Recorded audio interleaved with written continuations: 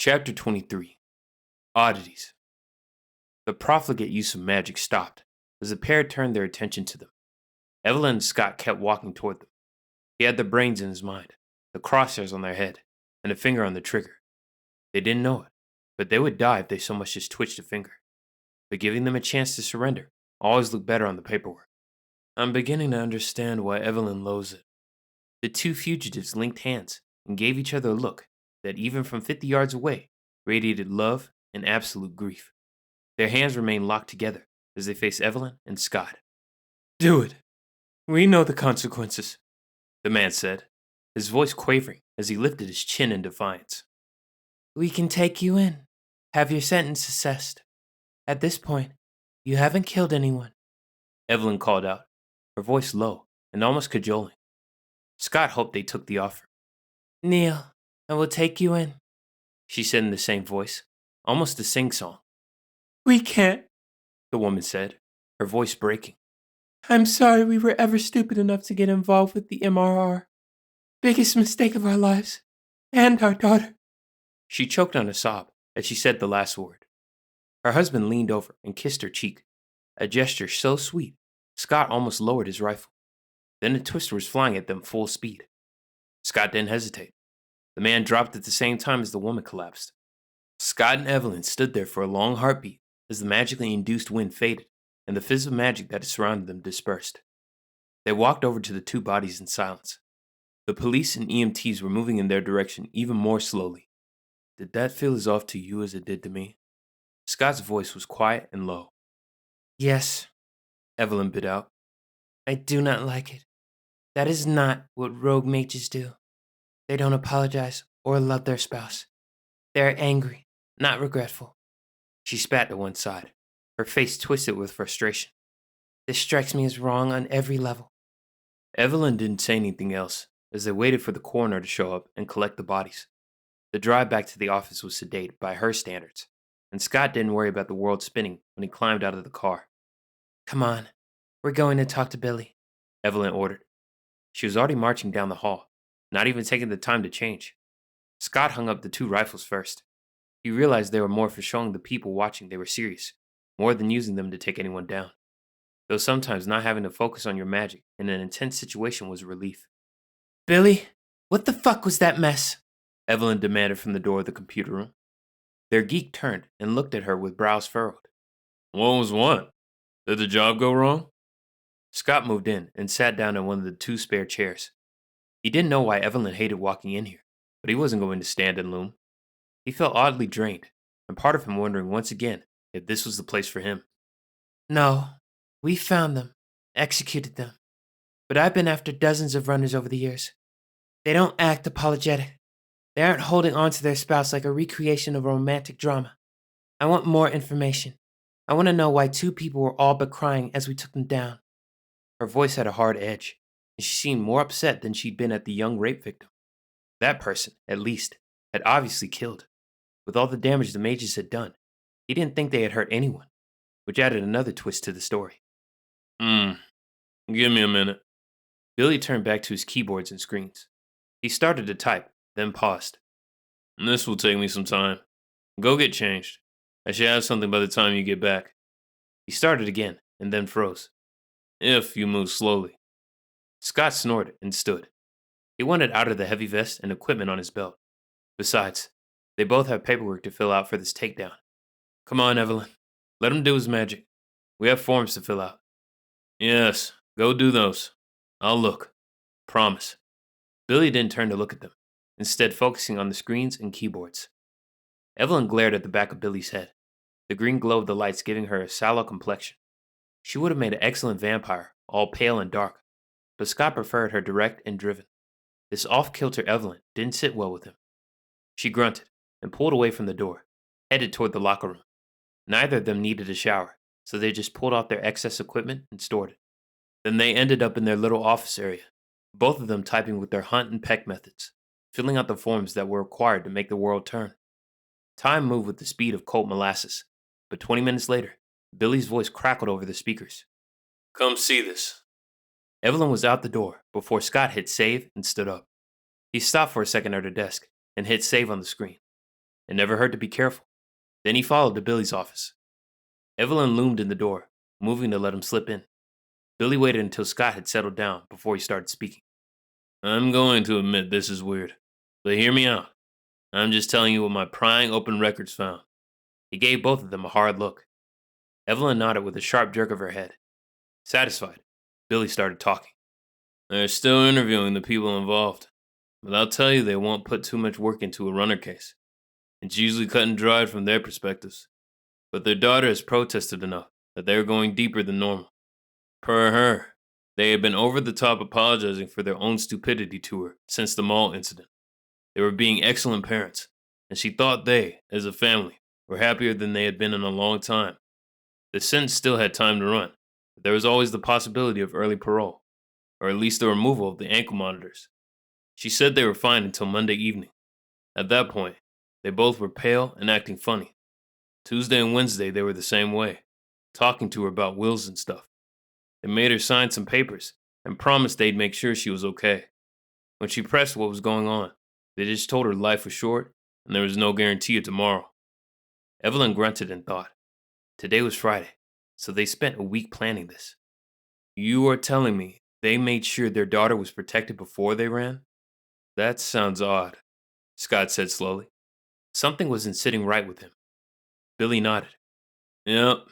They even had a lawyer come to the house to ensure their wills were legal. The investigators are still going through everything, but from what I can see from the docs they've attached to the reports, their 401k will pay off the house and leave her a nice nest egg of about $200K. Not lottery money, but the girl should be able to stay there and do whatever she wants.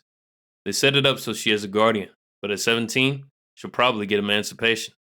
They left the paid-off cars at the house, traveling by taxi and public transport. Billy shrugged as he quit talking. Anything we can see about what might have happened? Evelyn's eyes narrowed as she stared at the screens. Not yet. They're still doing an investigation, but there might not be any more information for a few days. Evelyn sighed. Fine. Just monitor it for me, please. I'd like to know if anything else has turned up. Will do. Billy gave her a mock salute. Scott yawned. The adrenaline was dropping, and now he just wanted a nap. I'm calling in. Go home. I'll see you Monday, Evelyn said, before turning and heading out. Trying to stretch, Scott stood up. She's in a mood. Billy laughed. Have you met our Evie? She always is. The good thing is she doesn't take it out on you or me. I'll monitor. Thanks. You should get out of here too, Scott said, as he headed to the door. Oh, I will. I have a Dungeons and Dragons game this evening. It'll be fun. Billy had a big grin on his face at the idea. What is fun about pretending to have magic? It kind of sucks some days, Scott said, turning back at the door. That's because our magic is boring. Besides, usually we are fighting dragons, rescuing unicorns, and finding treasure. All things you don't get to do in this world. His hands waved as he talked, and Scott could almost see his enthusiasm. Scott laughed and headed out. He'd be reading about a world where there was no magic at all. Some days, that sounded like a magical place. But he also had 2 test drives scheduled for Saturday. He'd narrowed down his choices to a Honda Valkyrie or a Harley Fatboy. He now understood what they meant by crotch rockets, and had even tried one, but it felt like something Evelyn would drive, and he shuddered even getting on it. The 2 he was interested in were steady and powerful, not necessarily lightning fast. Scott preferred that. The dealership he was working with had both of them, and as he could trade in his stanza as a partial down payment, getting either of them wouldn't be an issue.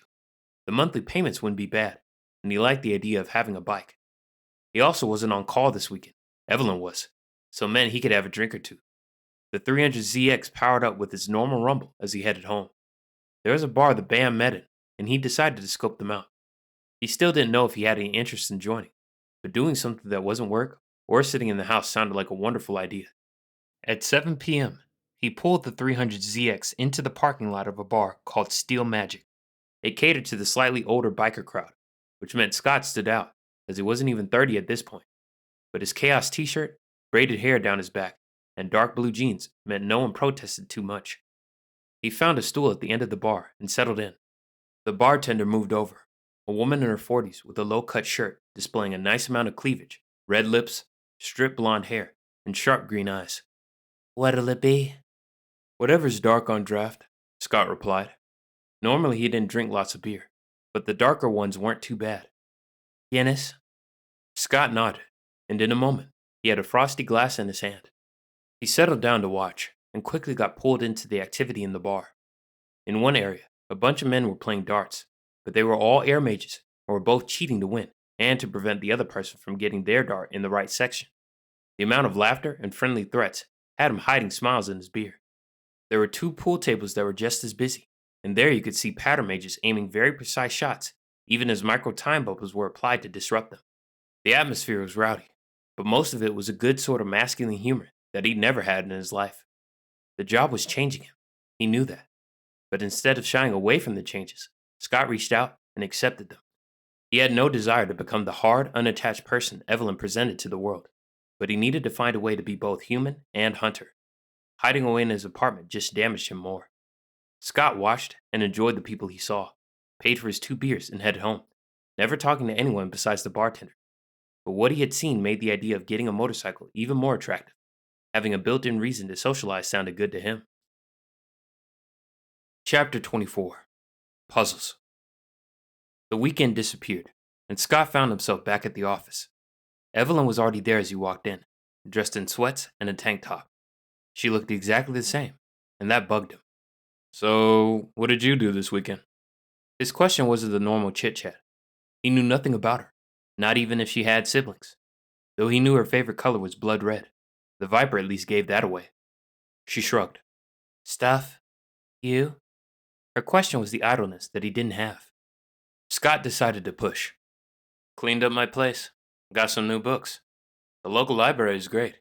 Have you seen it? It was local to the area, and if she was local too, maybe she'd been there. He didn't know if he wanted to mention the motorcycle yet.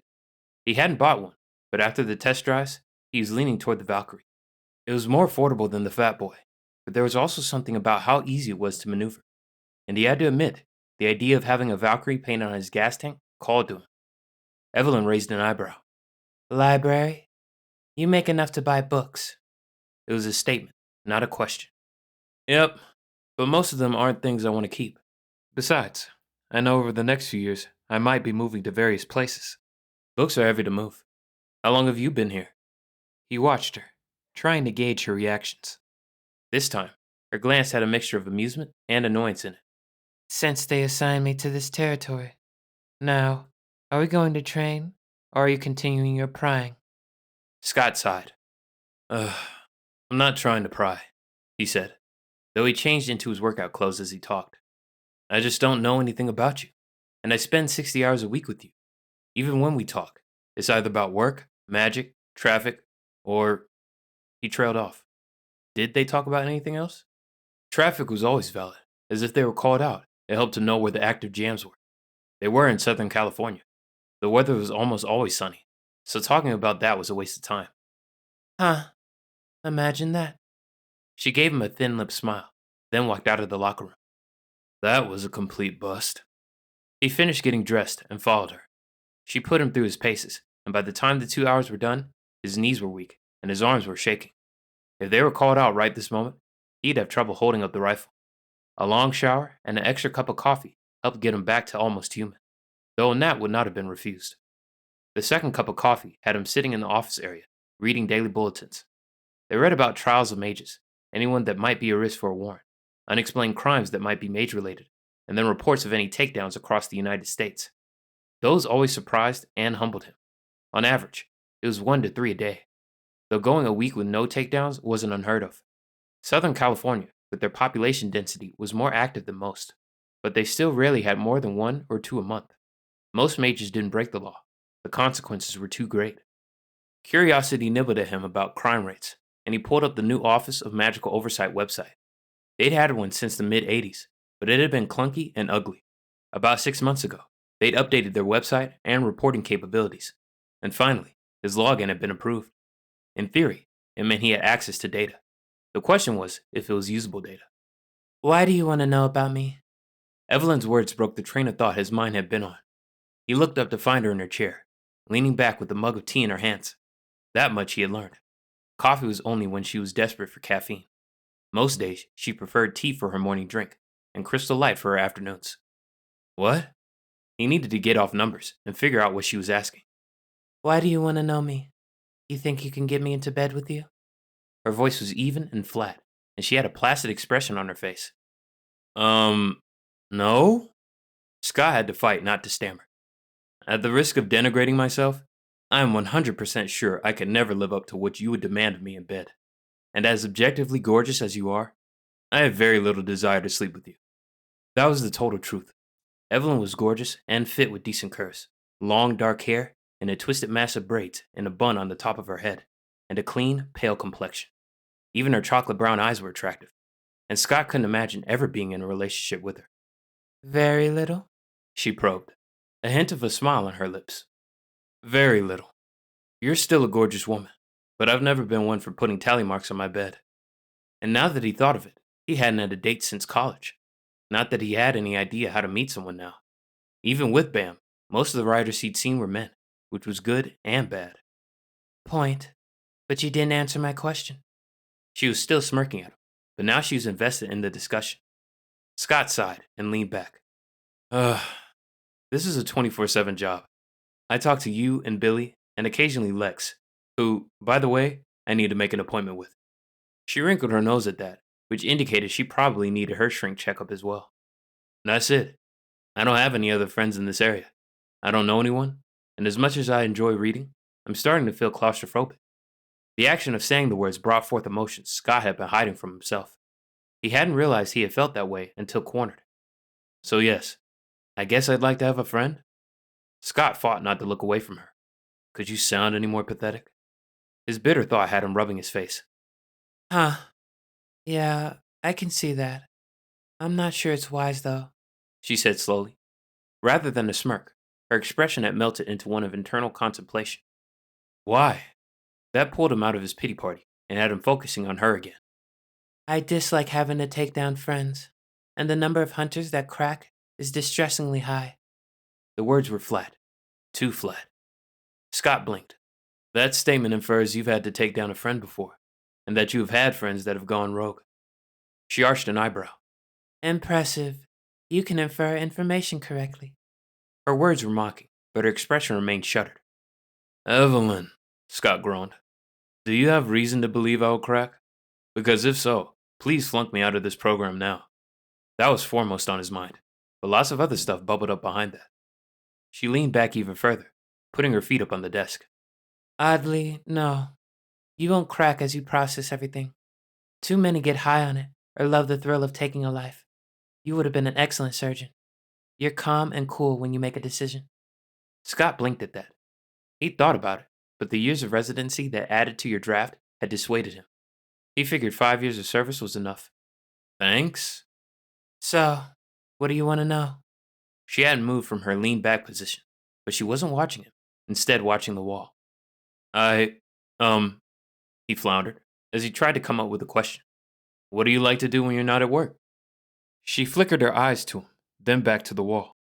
He leaned forward. Was that the slightest hint of a blush on her face? Why? I don't know. So I have something else to talk to you about? He didn't try to hide the exasperation in his voice. She sighed. I do puzzles. Puzzles? Like crossword? He couldn't see her working through masses of crossword puzzles. She had never professed any interest in word games. No, jigsaw puzzles. I'm currently working on a 4,000-piece puzzle. It's pretty. 4,000? As in 1,000 pieces? Scott couldn't keep the incredulity out of his voice. Yes, She said, her tone and look challenging him to say anything else. I enjoy the pattern seeking and matching it up. It's also calming. It lets my mind process the work we do. So that's my hobby. Huh, Scott said slowly. I'm not saying it's a bad one. And now I know what to get you for Christmas. What is the largest you've ever done? A smile lit up her face. Oh, I found a 6,000-piece one once. That took me a month to do. It was glorious. Scott had to laugh. See? That wasn't so bad, was it? Evelyn dropped her legs to the floor. This doesn't mean we are besties, She warned. Not looking for that, but working with a stranger, especially in this job, is hard. Point. Anything else you want to know? The softness had faded, and she had obviously finished with the conversation. Scott decided to ask the question that had been in the back of his mind for a week now. You know you drive like a lunatic? She cracked a smile at that. Have you ever considered getting a motorcycle? Something flickered across her face so fast that he caught the change, but not what emotion it was. Why? You looking into getting one? I had been thinking about it. Did some test drives. So? She pursed her lips. I've thought about it, but they don't have the best connotations for me. I like the car. Having a steel frame around you when someone is tossing lightning around is preferable. Scott choked. Is that something that happens often? And I'll remember to drive my car during work hours. It has happened. I had to get her repainted. Scott sighed and rolled his eyes. Oh, I get it. You're a mysterious figure that no one knows. It doesn't have to be that way, but I don't want to pry. He shook his head and tried to get back on track with what he'd been working on. Evelyn dropped her feet to the ground with a long, exaggerated sigh. Fine. I'll give you a freebie. My favorite color is blood red.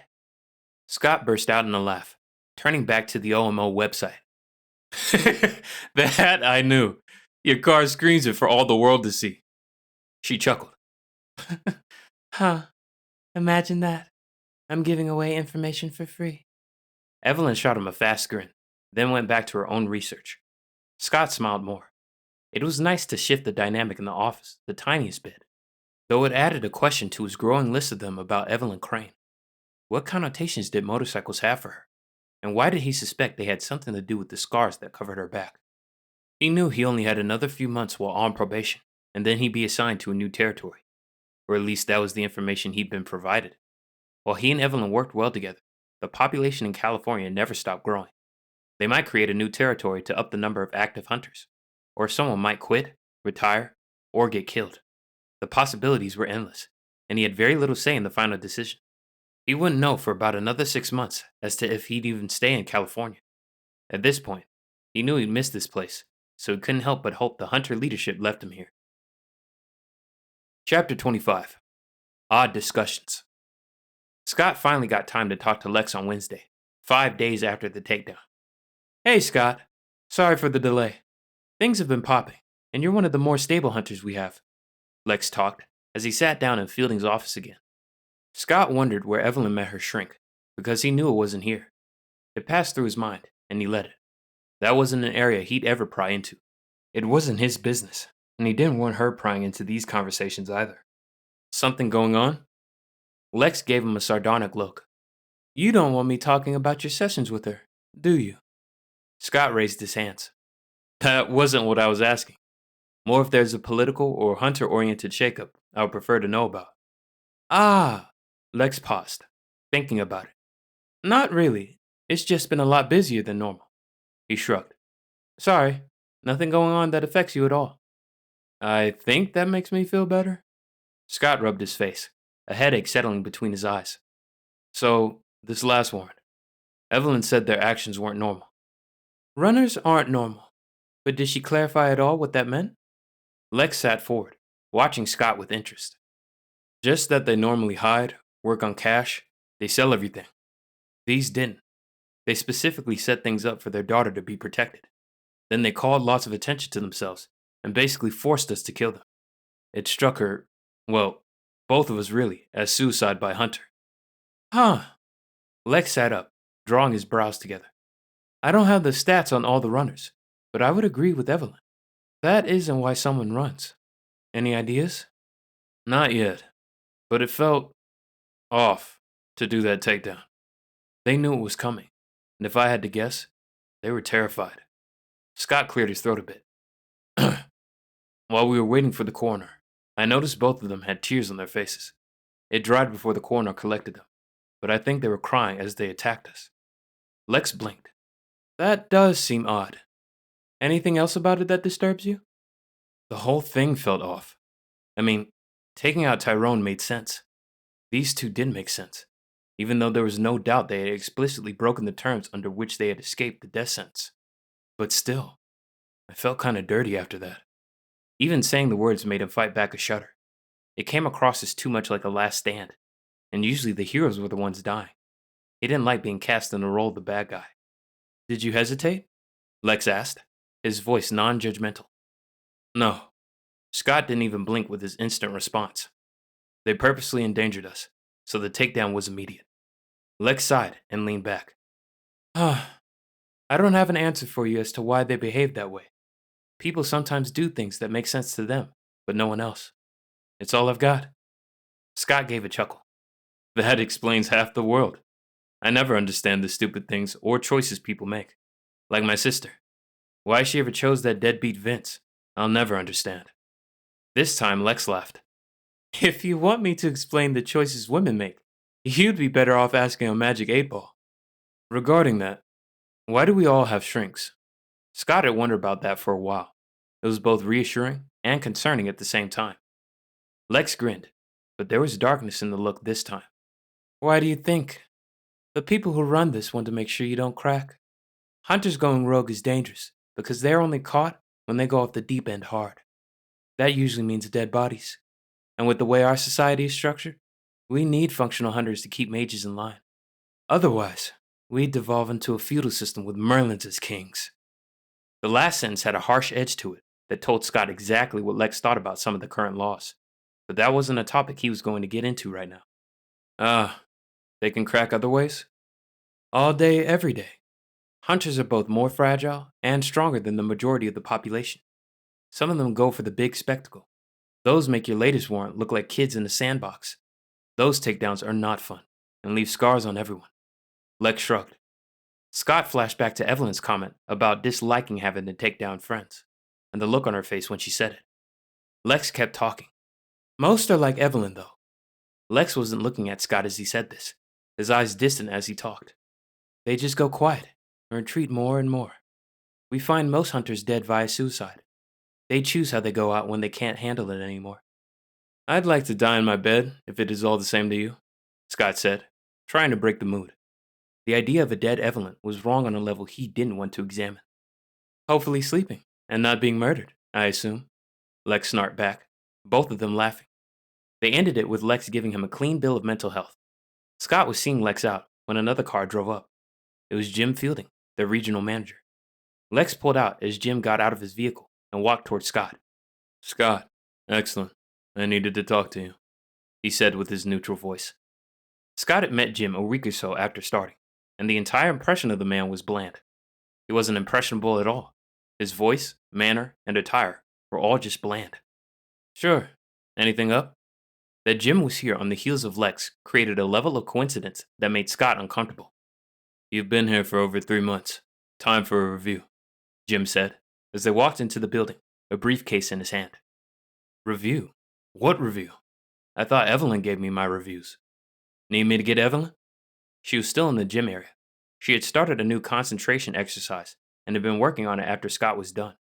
It looked to Scott like a mix between Tai Chi and yoga. Lots of standing in one position and making micro movements. Nothing he wanted to deal with currently. That level of patience and focus wasn't his forte. No, I won't need her input. Come on. Jim strode down the hall to his erstwhile office, a frown flickering across his face as he saw the leather chair pulled out from behind the desk. He pushed it back and settled down. Scott grabbed the club chair, still warm from his body heat, positioned it in front of the desk, and settled in. It would have been nice if he knew there was going to be a review today. He might have taken more than 2 minutes in the shower and given himself a quick shave. Though beards were a viable option for offerings, and Scott tried to keep a low-level stubble for easy offerings, like making his drinks cold or drying up wet spots on the floor. Besides, his facial hair didn't grow well enough to make a beard, which meant he was dressed in BDUs, the 2-day stubble, hair coming out of his braids, sitting in his boss's office and anticipating getting dressed down. It didn't give him any extra confidence, knowing that he looked so disheveled. As I said, this is a quick review. How many takedowns have you done so far? Jim had pulled out Scott's file and was looking at it, a pencil in hand. Evelyn had been right. The file drawer on the desk held their personnel files. Well, himself, Evelyn, and Billy, and not much else. He glanced at his own.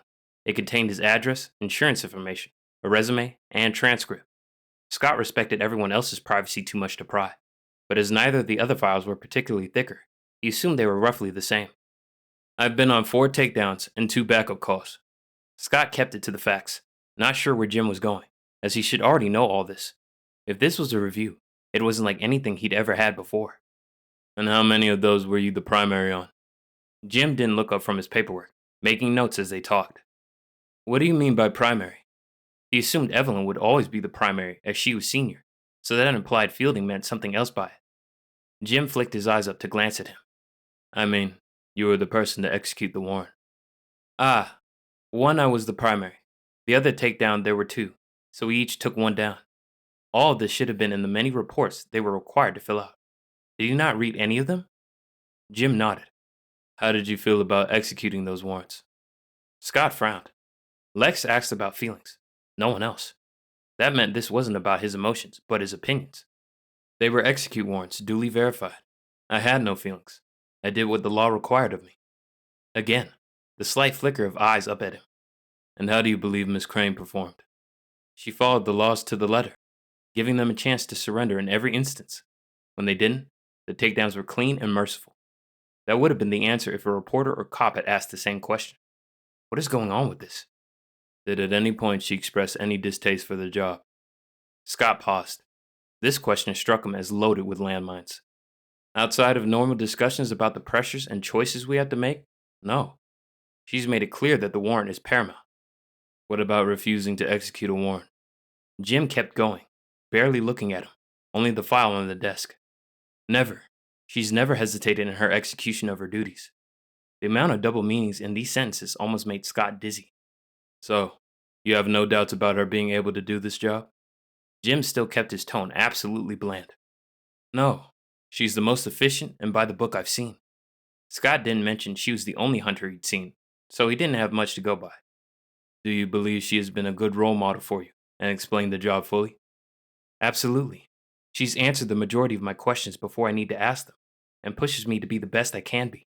Scott forced a smile, trying to look genuine. Under her tutelage, I've dropped almost 30 pounds and am in the best shape I've been in since I was 18. For emphasis, he patted his flat stomach. I see. Are there any other concerns you have about this job, or your ability to do it? The steady note-taking didn't stop, and Scott knew his answers couldn't be that interesting. He glanced again at the man's temple. But Jim wasn't a mage, his short, neat haircut proving that faster than the lack of a tattoo. No, Scott said, his voice as mild as he could make it. The people we have taken down were obvious threats, and there is little that concerned me. That might have been a lie, but then Jim was not a mage, so hopefully it wouldn't matter. This entire conversation was proving more concerning than anything else that had happened so far. Jim hummed, made a few notes, then slipped the paper back into his briefcase. Excellent. I trust you understand these reviews are confidential and shouldn't be discussed with anyone. Do you have any questions for me? I understand. I just wanted to ask if you received the extra information regarding the notes and the case I opened. Scott wanted to change the topic, and this was something valid. For the first time, Jim gained some animation, his face drawing down in a frown. Yes, and the notes concern me and others. The case details were updated, and I escalated it with the marshals. But the current thoughts are this is someone blowing steam off, and it should die down again. If you receive any other communications, or hear of anyone else getting similar missives, let me know immediately. It was like there were two personalities in this man. Scott tried not to let it bother him. I will, thank you. Otherwise, everything is good. Excellent. I'll be back by in a month or so. Jim rose, slipped the file back in his briefcase, and headed to his car. Scott showed him out of the office, standing at the door with a smile on his face, until the car left the parking lot. Then he headed back inside. First, he knocked at the War Games door. Entrez-vous, Billy called out in a terrible French accent. Scott stuck his head in the door. Question. Are there any listening devices in this office? Billy turned to blink at him. Listening devices? No. Even the speaker system is one way. Are you sure? Billy opened his mouth, stopped, and frowned. Give me 20. Scott took that as a no, and headed to find Evelyn. She was still in the gym in leggings and a tank top.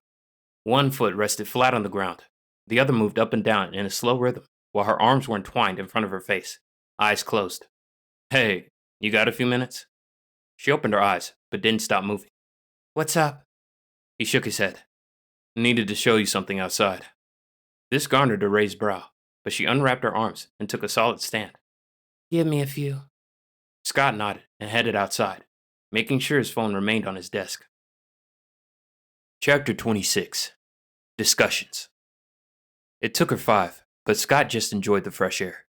He was outside so rarely lately, he forgot how nice Southern California could be in the early fall, when there was a breeze from the ocean. He sat over the wheel well of his car, doing nothing but breathing. The constant string of philosophical issues lately made him want to talk to his dad. Maybe tonight. Might also be worth it to get his parents' view on his motorcycle. He still hadn't decided, but every day brought him closer to choosing the Valkyrie. The focus on breathing had slipped him into a meditative state when the clang of the door opening startled him. Evelyn strode out and headed to the car, her long hair back in her normal messy bun. Something up? I just had a very interesting conversation with Fielding, who specifically told me to keep it confidential, Scott said, focused on her body language. Which means you instantly come to tell me? Her smirk would have been amusing in any other circumstances. Yes, especially when it was about you. The smirk slipped off her face. Why out here? He's left. I have no way of knowing the rooms aren't wired to record conversations. It wouldn't surprise me if they were. So yes, out here. I figured it's safer at the moment. Is that the reason Billy is running around with equipment pointed everywhere? Her words were light, but there was a thoughtful look on her face. Maybe? I asked, and he couldn't guarantee. But I don't know what he is or isn't doing. I've been out here. Scott shrugged. Billy double-checking everything sounded like an excellent idea, though. So, what about me? She leaned against the wall, her face smooth, eyes intent on him.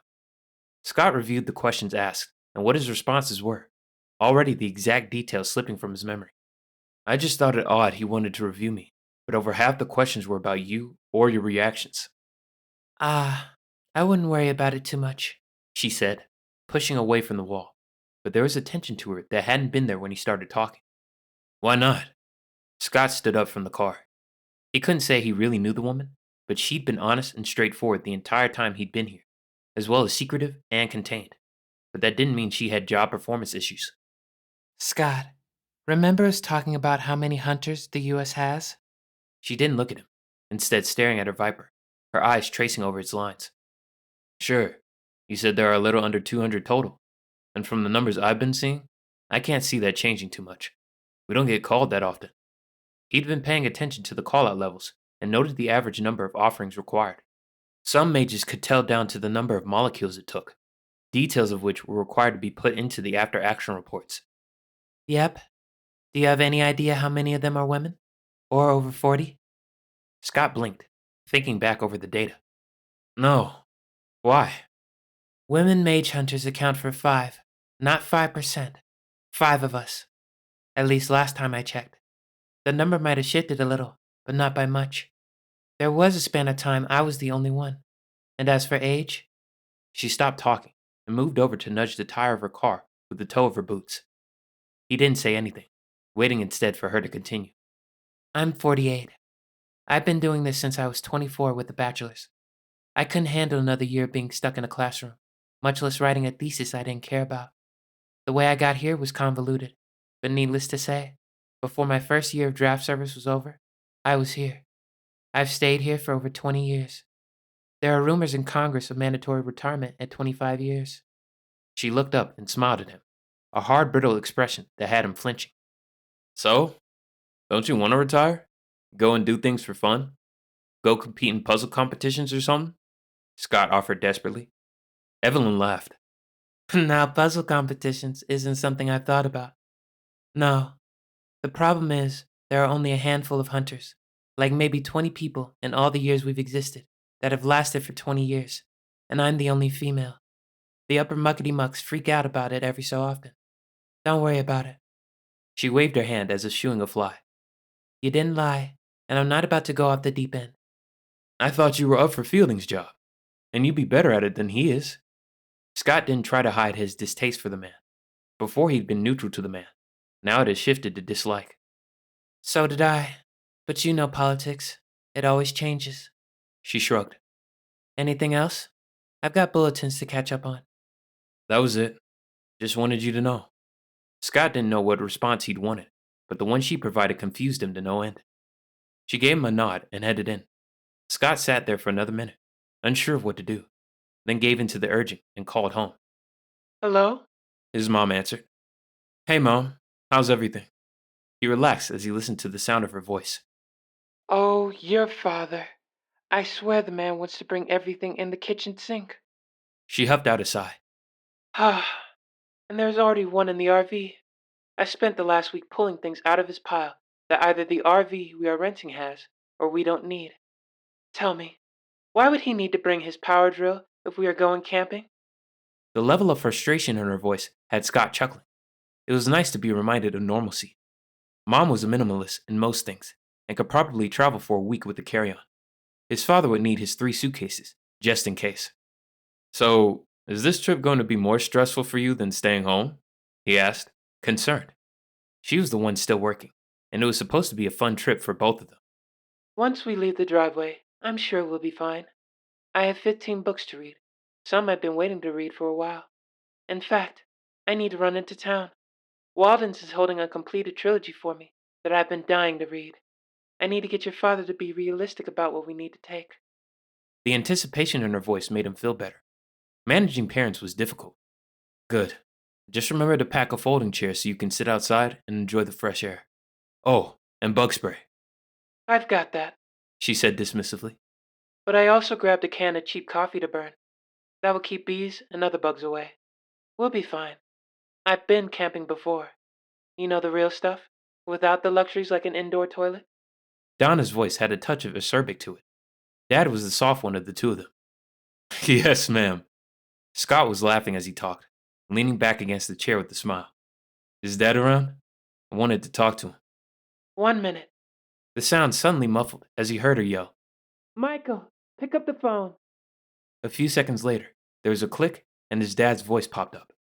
Yes? Scott wants to talk to you. I've got one thing to finish. Then I'm running into town. Let me know if you need anything. With that comment, her line hung up. Scott, how are you? I'm fine, though you sound like you're in danger of Mom strangling you. Donna won't kill me. I weigh too much for her to dispose of my body. His dad said with a low chuckle. Drowning me might be an option. But you should see the new flies I'm tying for the fishing trip. The excitement in his dad's voice carried as he talked about some new styles he was trying. Scott just let his dad talk. His own enjoyment of fishing was limited to eating them, but it was good to know how healthy his parents' life was. I've been nattering away. What's the reason behind the call? His dad said a few minutes later. What? I can't call just to talk to you? Scott said, not bothering to repress his smile. Not in the middle of the day. There was a creak, and Scott painted the mental image of his dad settling into his chair. What's up? Do you think women are intrinsically incapable of doing this job? Being a hunter, I mean. He wasn't sure if that was the question he wanted to ask, but it was the best place he could think to begin. The job? Or do you mean are women capable of killing without becoming emotional and letting it cloud their judgment? His dad countered. Scott tilted his head, thinking. Maybe? Michael Randolph chuckled. Have you met your mother? I am absolutely positive she could slice someone's throat and continue on her way without a moment's consternation. Me, on the other hand, I'd be a gibbering mess. The mental image made Scott chuckle, but his dad was right. His mother was the reason for his equanimity, not his dad. Point. But in general? In general, His dad settling into his expounding voice. I think the Victorian attitude of women being wilting violets and needing coddling was spread too far by the writing of those days. Women have always been tough as nails. When you were born, they were just letting men into the birthing room. Donna asked me to be there. His dad's voice got serious. I agreed. For her. All the things I'd seen implied birth was a natural process. I guess it is natural. But Scott, Michael cleared his throat. you ripped your mother, tore her both ways. There was so much blood, and she almost broke my hand as she pushed you out. But she never complained. She had to wear a diaper for a month to catch blood and urine while the stitches healed. I watched her waddle for that first month, and sometimes she'd come out of the bathroom with tear tracks on her cheeks. But she still wanted another child. Don't let anyone tell you women are weak. Your mother would kill to protect any of us, and never spend a second regretting that decision. Scott blanched a bit. That was definitely more than he wanted to know about his mother. but it made him think. Emily took care of her daughter by herself. He'd had female friends in high school that were on the sports teams, and they got hurt just like anyone else did. Only a few of them ever made a big deal of it. They took it and kept going. So why would anyone question my boss? She's been a hunter for 20 years with a spotless record. Michael snorted. Because strong women scare weak men. And I've never met a politician that wasn't a coward in some ways. Maybe not in battle, but they all fear something. And women tend to be the star features of most of their fears. They don't understand how a woman can be as amazing as they are, so they fear them. His words were calm and simple, and Scott thought about it. Huh. Okay. I still think this whole system has flaws, but I can't come up with any other options. No system is perfect. I don't think it is possible if you have humans involved, His dad said with a chuckle. They drifted into other topics, with the image of his mother in pain, but still moving forward, determined to protect those she loved, never left his mind. Chapter 27. Clues and Confusion. Hey, lads and lassies. I got something for you. Billy's voice brought Scott out of his focus. He looked up to see Evelyn closing the open bulletins on her computer. Yay, something to do. She remarked, standing and stretching. As always, she looked deadly, beautiful, like a belladonna. I hope she has someone who loves her. She's too amazing not to. But I'm not the man. I'm not sure that is a good thing. Usually, that means we need to end someone's life, Scott pointed out. He copied her, closing and saving the data he'd been working on, mostly reports. True, but that wasn't a warrant voice. That was a I found something odd voice. She walked out of the office, Scott following. He has different voices? Yep, pay attention. With this one, his lilts are higher on the ends of the words, and a touch of sing-song in the phrasing. Besides, lads and lassies is fun and playful. Heads up means work. She shrugged as she headed to his cave. I've been listening to him for a while now. Huh, I hadn't caught that. I need to pay more attention. The mental castigation lasted until he got into the room and settled down. Evelyn in her typical doorway pose. I've been watching the incoming details on your runners, and the detective found something interesting. Both of them had their own phones, and they both received a voicemail from the same number. They saved the message. Both were identical and provided a clue. I've got a recording. He turned and typed rapidly on the computer. A moment later, Winamp popped up, and he pressed the play arrow on it. You have a choice. Get yourself taken out by the hunters, or I'll take your daughter. She'll die in pain and alone. I lost everything that mattered. So if you don't do exactly as I say, you'll find out what it feels like. But she didn't hurt me, so this is your one chance. Oh, and if you think I'm kidding, check your roses. The voice was flat and distorted by the speakers, and something more. To the point it had been rendered androgynous, but the tone implied adult, both with the words used and the controlled, hard, bitter grief that laced every word. Billy cleared his throat. The investigators went out and looked at their backyard. It's fully fenced, 6-foot wood with points. Not easy to get over. All the roses were shriveled and dead. They checked with the daughter, and a week ago they were healthy and thriving. A picture flashed up on the screen, showing roses that looked as if they'd been starved for years of food and water. All the action, the lawyer, the payment upon death on the bank accounts, and the rest of the strange behavior triggered after these voicemails. They let themselves get killed to protect their daughter, Evelyn said, her voice suspiciously neutral. I might say I approve of their actions, if they hadn't used me to pull the trigger.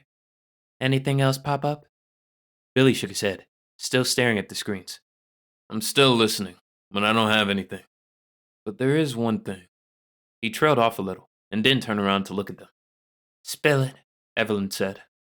I'm not interested in you being coy. I'm not coy, Billy snapped. He took a deep breath, controlling his temper. I just don't know if this has to do with any of this crap. Maybe it does, maybe it doesn't. Talk. Evelyn, at this point, sounded bored, and Scott didn't get what Billy was playing at. As standoffish as Evelyn was, she didn't put anyone down, and Billy's thoughts were usually very on point. I've been tracking all the people involved with Strathome, both the terrorists and the victims. There have been 2 divorces filed from the victims. They found one of the terrorists dead, gunshot to the head. Scott stiffened at that. Was this someone who was sentenced? Another that Marks while influenced. Home arrest. No family or spouse. They were still trying to decide if it was suicide or not. But there was no record of the gun being purchased. Billy lifted one shoulder, and Scott had to agree. There are lots of semi-legal ways to purchase a gun that never entered into the records. Not to mention anything inherited from parents or relatives was never recorded. So the appearance of a gun didn't mean anything. And at least 3 victims have dropped out, Billy said slowly. Dropped out? Evelyn stiffened, staring at him from the doorframe. What exactly does that mean? I mean, 2 single women that worked at the mall and a local office worker like Scott was have dropped off the face of the map. None of them have close families, so it took a while. But they quit reporting to work, and bills started going unpaid. Police have entered missing persons on them, but so far, no one knows anything except their cars are gone. Scott sighed. It sounds like everything fired up again, and it is pointing back to Strathome. But there were a lot of people, and after the courts were done, there were only, 5 of the 12 left alive? 4. Evelyn corrected. And now there is 1. We eliminated 3 during the rescue. You had already taken down 1. Scott nodded, remembering the look on Jughead's face as he just dropped. Who all died during the takedown that wasn't a terrorist? He spoke to the air, but Billy responded, typing like a madman. But then, that was how he usually typed. Scott knew he needed to up his typing game. 3 people. A boy aged 13 caught in the collapse when the roof came down. A man aged 27 set on fire by the terrorists. A woman aged 26 there with her child. A girl aged 5 who lived, caught a knife shaft to the chest when trying to get away from the collapse. That was from one of the terrorists. So, any of their families could have reason to want revenge on the terrorists. But why would other victims be involved? Evelyn was frowning again, but her body language was lax. Scott filed away the phrase, dropped out, to see what else it could mean. And that was why I was reluctant to mention it. They could have just disappeared, moved, and not told anyone. PTSD isn't abnormal in these situations. It might mean nothing at all, or it could mean a lot. Billy hunched his shoulders and shrank into the chair. Can we contact the other victims and see if they've gotten any calls or threats? Scott asked. Evelyn's sigh answered him before she spoke. No. We are not cops. We have no jurisdiction, nor any authority to go asking people questions. We are simply the ones that pull the triggers. Scott snorted, more than a little annoyed and frustrated. So what can we do? Evelyn looked at Billy, who looked back at her, and she sighed again. About all we can do is call Jim. Fielding? It took Scott a second to realize she must be talking about their erstwhile boss, the one he'd seen exactly twice, the one who last time he talked had asked way too many questions about Evelyn. Yeah, if he makes a formal request, it would at least get filed and maybe worked on. But again, that isn't part of our mandate. We aren't supposed to be investigating crime. Evelyn lifted her hands up in a what can you do gesture. Billy, let me know if anything else pops up. And good work. She pulled away from the doorway and headed back to their offices. Scott moved slower, trying to think if there were any other options, but he didn't really know much of anything. He'd only been involved in 3 execute warrants so far, and 2 of them had sucked. Maybe this job wasn't for him. Scott headed home 2 hours later, nothing much having changed. He was hungry, and that drove most of his actions at the moment. He changed his clothes and headed into the kitchen to find some dinner when his phone rang. Hey, Scott. Emily's voice came over the phone. How goes it? If her voice hadn't been so cheery, he would have had a knee-jerk reaction that something was wrong. I'm headed up to Mom and Dad's. They're leaving tomorrow morning, so Megan and I are headed that way for a week of vacation. Hi, Uncle Scott. Megan's voice sounded like she'd yelled that into her mom's ear. Megan, that's my ear. Emily confirmed it, and Scott laughed. Hi, Megan. That sounds great. Give them my love, and I hope they have an awesome time. He found a TV dinner and threw it in the microwave. He really needed to go grocery shopping at some point. I will. Just wanted to let you know. She sounded distracted, and he could hear Megan chattering in the background. Thanks. You have any more weird warnings or anything? Nope. Think whoever it was just got bored with all of us. So, I get a week off with no day job and no Vince to deal with. He's in Florida for work. She sounded happy and excited. It sounded good on her. Score. Well, enjoy. Call me if anything pops up. Will do. See ya. The faint Bye, Uncle Scott. had him laughing as he hung up. The microwave dinged at him a moment later. He pulled the food out and set the table. With a new book from the library, Scott sat at his kitchen table. More of a card table, really, but it worked, and ate and read. Right now, he wasn't going to worry about anything and just enjoy being. Chapter 28. Data. The next day at work, he and Evelyn finalized the official request and sent it off to Fielding, but Scott didn't hold his breath that there would be any immediate change. Besides the fact was that he no longer trusted the man at all. He was planning on buying the motorcycle this weekend and was thinking a drive to San Diego would be a good break-in ride. Solo, but still, it should be a fun way to spend the day, while not being too hard. He and Evelyn were headed to their offices when Billy stuck his head out of the training room. Can you two come in here for a moment? Scott shrugged and changed direction, heading toward that room. In the room, the large whiteboard was covered with information. Pictures of people, some of them vaguely familiar. Lots of lines and information were scribbled everywhere. Hey, I've been thinking about this, and it was bugging me. I figured laying it all out physically was easier than trying to do it on a computer, and it let me move things around. Billy waved his hands at the board as Scott dropped into a seat, Evelyn grabbing one of the others. Scott had never figured out why in an office with 4 people max, there were 6 chairs in this training room. But what did he know? What's all this, Billy? Evelyn asked, but her tone was sharp. That's what I was getting at. Yeesh, patience, woman, and I'll explain. Billy waved his hands around as he paced back and forth in front of the board. He had on his normal jeans and keds, but today his t-shirt sported a Back to the Future scene. A fun movie more than a few years old. Please, explain, Billy, Scott said in a patient voice as he looked at the information. See? That is how you treat someone who spent most of the night here trying to get this laid out. Billy stared at Evelyn as he talked. She, for her part, just shrugged and made herself comfortable. Billy walked back over to the corkboard and the array of pictures, mostly mugshots that were attached there. Here are the 12 people involved in the attack on Strathome. Scott nodded, noting that Jughead had a name, Peter Gale. Of those, here are the ones that are dead. He put sticky notes over the faces of most of the 12. Only one didn't have a note. And this person, Daniel Simpson, is still working on his community service. I'll come back to him later. He spun and walked over to the first section of the whiteboard, where a long list of names was written.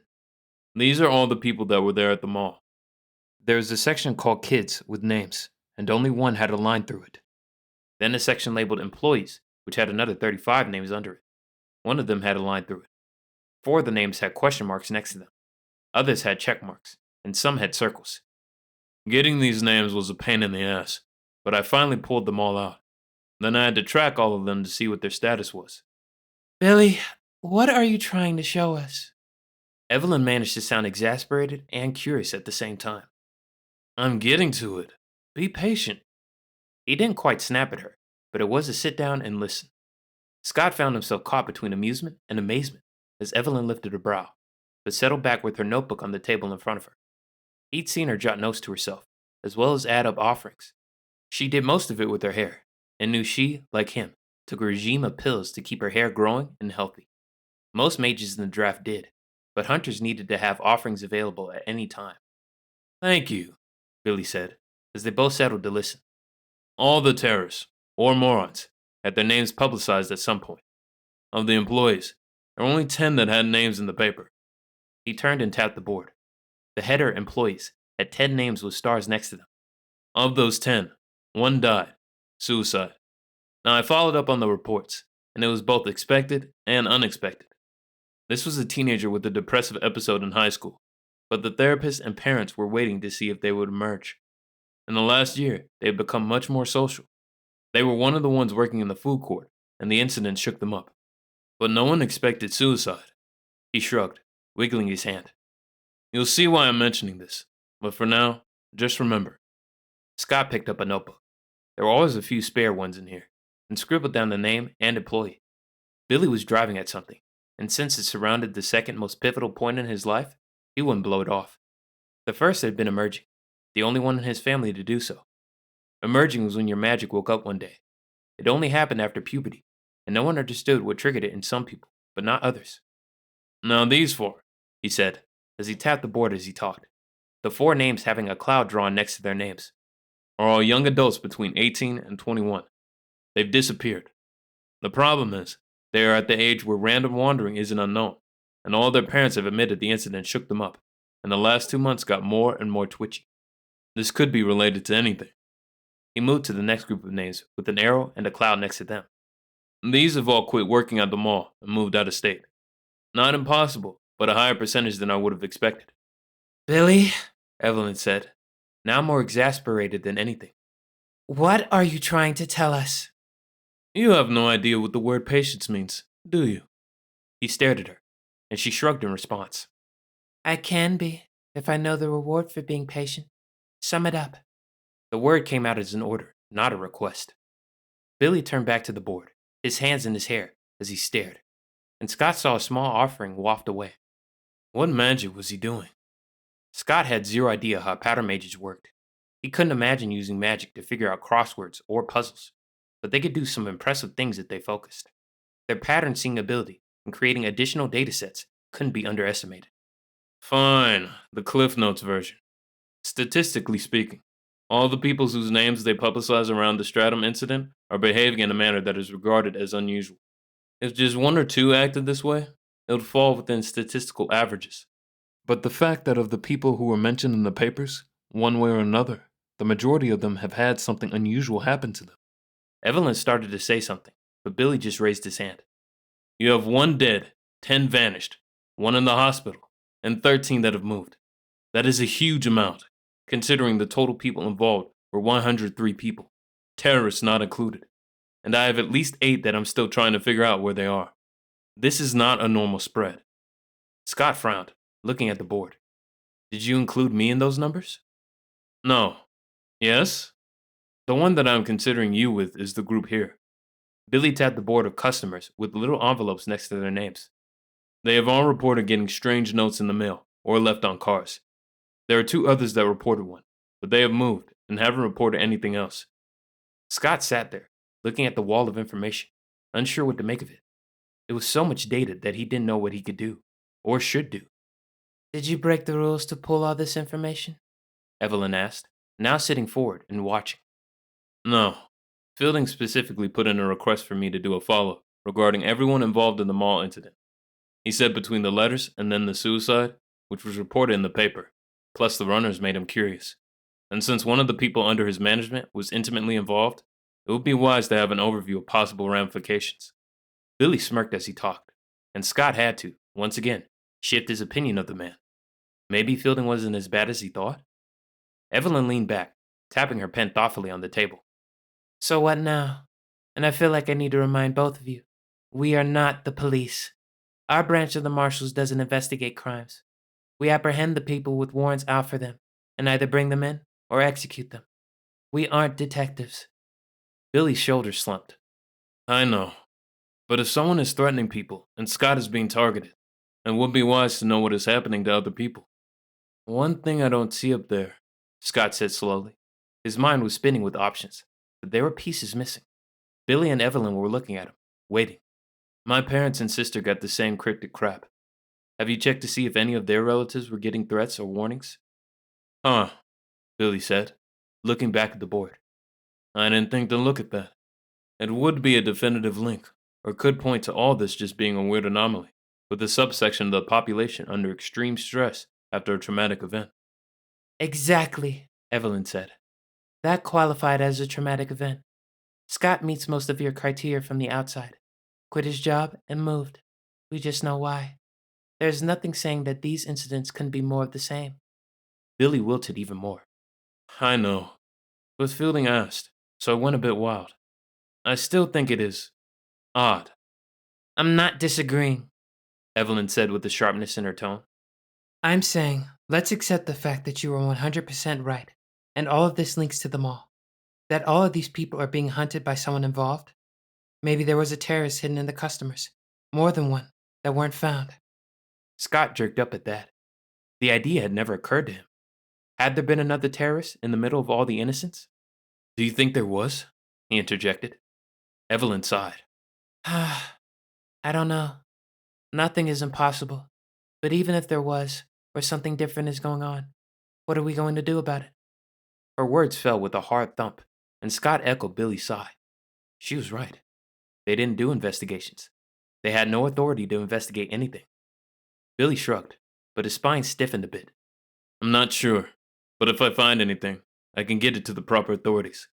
It also gives Scott warning that something is going on. And if I decide the person or persons are escalating, we can be on guard, ready to react if someone gets past the passive-aggressive notes. His voice came out firm and in control. Evelyn grinned. Excellent answer. Go for it. Keep me in the loop. Just don't go all Lone Ranger on me. I don't have the time or energy to train a new geek. Billy groaned and threw the eraser at her. Evelyn caught it with ease and rose out of her seat. Now, I have reports to get back to. Scott, we have a fitness assessment and marksmanship test coming up in a month. I'd like to see if we can get perfect on both. I detest having other marshals assume we can't shoot because we are mages. In other words, I want to go practice. Scott laughed.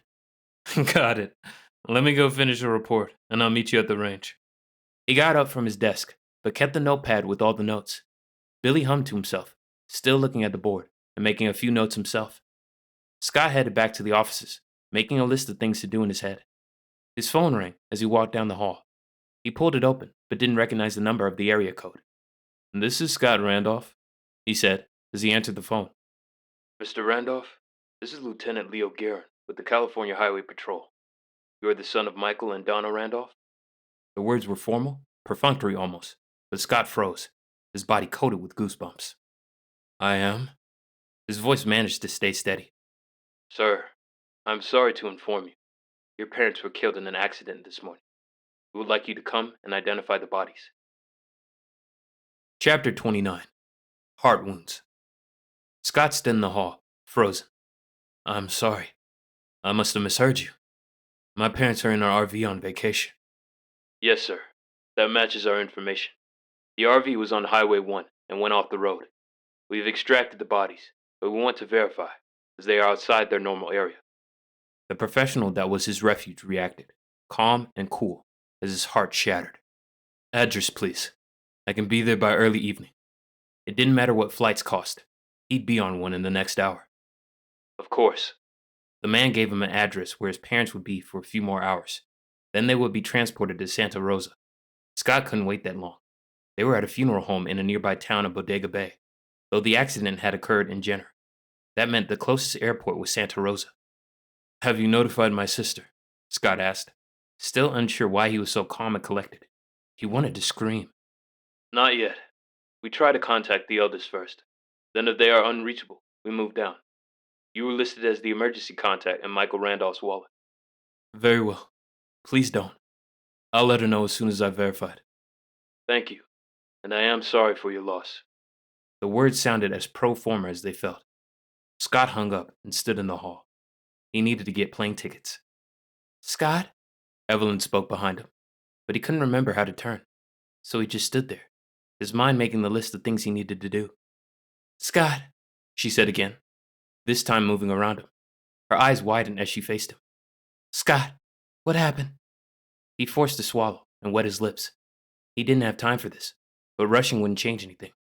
Would it? Maybe they were incorrectly identified. He knew that wasn't the case, but the possibility existed, didn't it? Evelyn stood in front of him now, blocking his way. He needed to get around her, get on the computer. There had to be some airfares. What was the name of the website you could use now? It didn't matter. He'd just call Southwest. Scott, you're annoying me. What is going on? She reached out and shook his shoulder, hard.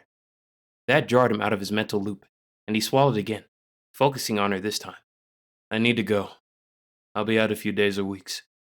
His voice sounded calm and collected. The back of his mind screamed. You aren't going anywhere until you tell me what is going on. Her voice hung somewhere between concern and annoyance. I need to go to Bodega Bay, California. My parents were killed. I need to identify them and collect the bodies. Then I need to let my sister know. I need to go get plane tickets. Excuse me. Every word was calm and logical. I guess I can handle situations just fine. Evelyn's face paled as she stared at him. Did you just tell me your parents were killed?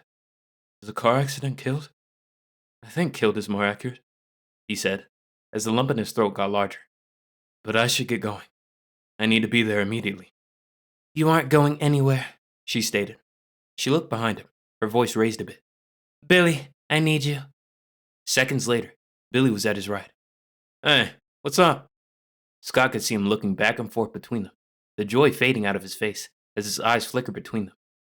I need 2 tickets to the airport nearest Bodega Bay. First flight they have. Scott's parents were killed. Shut down the office for the next week. We need to deal with this first.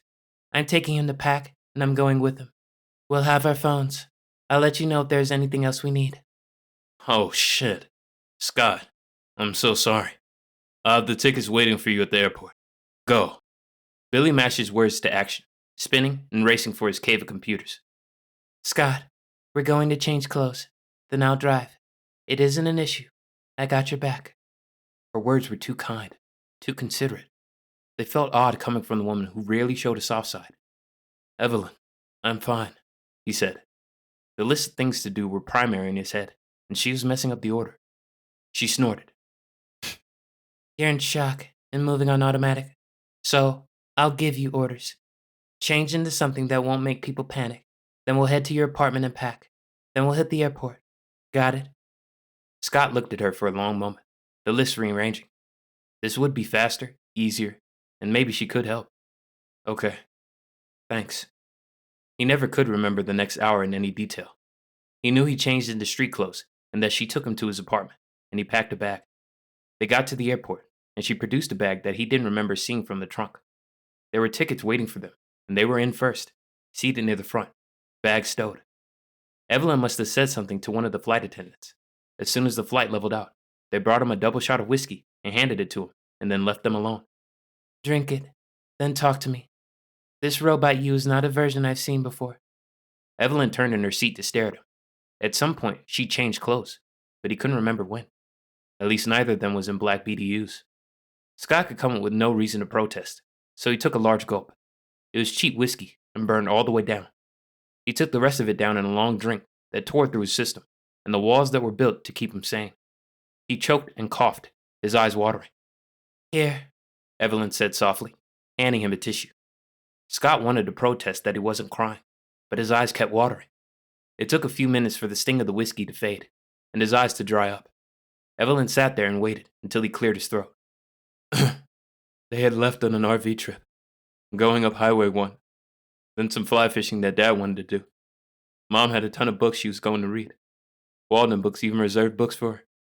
The person who called me, a lieutenant with the CHP, didn't have a bunch of details, but said they went off the road. That is all I know. I asked him not to tell Emily. He ducked his head and rubbed his temple, his fingers tracing the mage tattoos in an old habit. I'm lying to myself, saying maybe it wasn't them, that this is all a big mix-up. But you know it isn't, she said softly. Yeah, I know, but I need to hold on to that idea. It gives me a reason to delay telling Emily, and I don't want to tell her over the phone. I need to do it in person. Evelyn nodded. I can see that. What else? They said identify, but I suspect that is just protocol. They know who they are, but it means I need to start funeral plans, and... He trailed off as the robot's control slipped even more. I have no idea what to do next. Yep, you'll call a local funeral home. They'll arrange to collect the body. Do you know if they have funeral plans in place? Evelyn had an air of composed confidence. Her assurance wasn't anything he was willing to argue with. I don't know. They were just into their late 50s and in good health. We never talked about it. Now he wished they would have. He had no idea what they wanted, how they wanted. That is fine. I'll show you what to do. It's overwhelming, but in the end, it's mostly just phone calls. Her words reassured him, even as they spawned questions. He asked those rather than dealing with his own emotions. You sound like you've done this before. More than once. I'll help. Is your sister's ex worth anything? No. Well, yes. He pays child support, is a dick. But he liked my parents. He just didn't enjoy having to be a responsible adult. Evelyn snorted. In other words, he won't be a support system for Emily. No, he'll be crying more than she will. Vince had been many things, but someone you could depend on wasn't one of them. Does she have a best friend? Her calm, matter-of-fact, yet caring voice was doing more to pull him out of his mental retreat than the whiskey. Yeah, Heather Clarkson. I've got her number on my personal phone. He started patting himself down, looking for it. It's in your bag. Don't worry about it now. Do you know if your parents have a will? Scott thought about it. Probably. Knowing Dad, he would have had that all set up. He mentioned it once, but it was just in passing. A joke sort of thing. Something about leaving me his philosophy books when he died? Good. That'll make it easier. Do you have any other relatives? Oh, Merlin. Dad's parents died when I was young, but Mom's are still alive. I'll have to tell them. Scott closed his eyes, wishing he didn't need to deal with this. That is fine. We will deal with them after Emily. She took a deep breath and reached over and patted him on his leg. You'll manage. This is just another part of life. You'll break down later. But now your logical mind is running everything. Let's land, and then we'll see what we need to do. There were so many questions on the tip of his tongue. Basics like how they would get there. What questions did he need to ask? So many things. Instead of dealing with them, he closed his eyes and let memories of his parents wash in front of him. The whiskey had lessened the shock walls that had slammed in place, but he knew they weren't ready to come down. The flight between LAX and Santa Rosa was short, less than 45 minutes from boarding to exiting. He walked off and stood there for a second, trying to orient what needed to be done next. Evelyn was checking her phone. Okay, Billy has a car reserved for us. She headed toward the rental cars, while Scott followed like a baby duckling. He had no issue with her taking the lead, especially right now. 20 minutes later, they were in a Mustang headed to Bodega Bay. I didn't realize rental agencies even had Mustangs. Every time I've ever tried to rent a car, it's always been boring and practical sedans. Scott buckled himself in, but the speed served to distract him from the gut punch to his emotions. Evelyn cast him a glance. Can you see me driving a sedan? Scott looked at her. At some point, he really had paid little attention. Her normal black BDUs had disappeared. She wore tight black jeans, a royal blue tank top, and a leather jacket that hit her at her waist. But her combat boots were still on. She looked dangerous and confident. No, I can't see you driving a sedan, he admitted. Only a minivan would be worse. He was pretty sure the world would have to change to have that happen. I didn't think so. Billy pulled some strings. They have them. They just usually don't advertise them. But most of the agencies have a sports car tucked in somewhere. He nodded and watched the landscape speed by. They sat in silence for a moment. Then Evelyn reached out and turned on the radio to a rock station. A minute later, Don't Fear the Reaper came on, and Scott barked out a laugh, stopping her from changing the station. This is extremely appropriate right now. Let it play. She nodded, and they raced down the road with both windows open and music screaming in their ears. Chapter 30. Undeniable. Bodega Bay was a tiny town focused on tourists more than anything else. They pulled into the small funeral home, and Scott sat there for a minute, then got out and walked to the door. Evelyn walked with him. They walked in, and a young man greeted them. The second he heard Scott's name, he scurried away to get the director. Scott didn't know if he wanted him to hurry or take forever, but the overly calming funeral home grated at him. He shouldn't be here. A minute later, two men walked out, one in a suit, one in a uniform. Scott Randolph? The uniformed man asked. Yes, Scott said, focusing on the speaker. I'm Lieutenant Guerin. If you'd come with me, I'd like to verify the bodies before we go any further. Mr. Dyson is the director here. I am so sorry for your loss, Dyson said. The words were sincere, but Scott could hear how often they had been said, and it made his skin crawl. Thanks. Where are they? This way, please, Mr. Dyson said, ushering them toward a hall. Do you want me to come? Evelyn looked ready to destroy the world. And you are? The police officer demanded, his eyes narrowing at her. She didn't respond. Instead, she reached into her back pocket and pulled out a wallet, flipping it open and handing it to him. The lieutenant looked at it and whitened. Yes, ma'am. You are welcome to come if you wish. Mr. Dyson looked at them with unrestrained curiosity. Scott shook his head. No, I need to do this myself. She nodded. I'll be here if you need me. Evelyn sank into a chair, looking for all the world like she'd wait forever. Grudgingly, but forever. Scott nodded and let himself be led into the back. The area only had 2 tables and both of them were occupied with his parents. He knew it was them the second he stepped in. The wild tangle of curls of his mother, the short graying hair of his dad, the shapes of their faces, their bodies more familiar to him than his own. He couldn't breathe or speak as he went over to gaze at each of them. Dad had taken the worst of it. Gashes across his face, his collarbone broken, and from the oddness of the shape under the sheet, more body parts had been damaged. Scott shifted his attention to his mom. Her face looked serene in death, or maybe just slack. She'd always been so full of life that, like this, she just looked empty. From the bruising on her neck, he figured the force of the accident had snapped it. The bruises half formed near her shoulder made him suspect her seatbelt had held her in place, but the motion had been too violent to keep her alive. Sir? The lieutenant's voice interrupted his inspection. Scott cleared his throat twice before he could make his voice work. Yes, it is my parents, Michael and Donna Randolph. The words came out in a low, croaking tone. I am sorry, sir. I do have questions for you. The tone was respectful, but there was no avoiding it. Scott leaned over and pressed a kiss against his dad's forehead, then his mom's. Their cold flesh ungiving against his lips drove home the point that they were gone, and he'd never get to talk to them again. He straightened and followed the lieutenant out of the room. The lieutenant headed to a quiet little room with samples of caskets on the walls and a display of urns and other containers. If you would, the lieutenant said, waving at a chair. This is more comfortable than standing in there. I'd like to have Miss Crane with me. She's more clear-headed than I am at this point. Right now, Scott had zero issue admitting he wasn't thinking straight. He'd never call and listen to his dad ramble again, or see his mother's flashing smile as she teased both of them. He swallowed again and shoved everything behind his mental walls. Of course. 1 minute. The man stepped out, and before Scott had finished shoving everything down, he walked back in with Evelyn. She took one of the other seats as the lieutenant sat.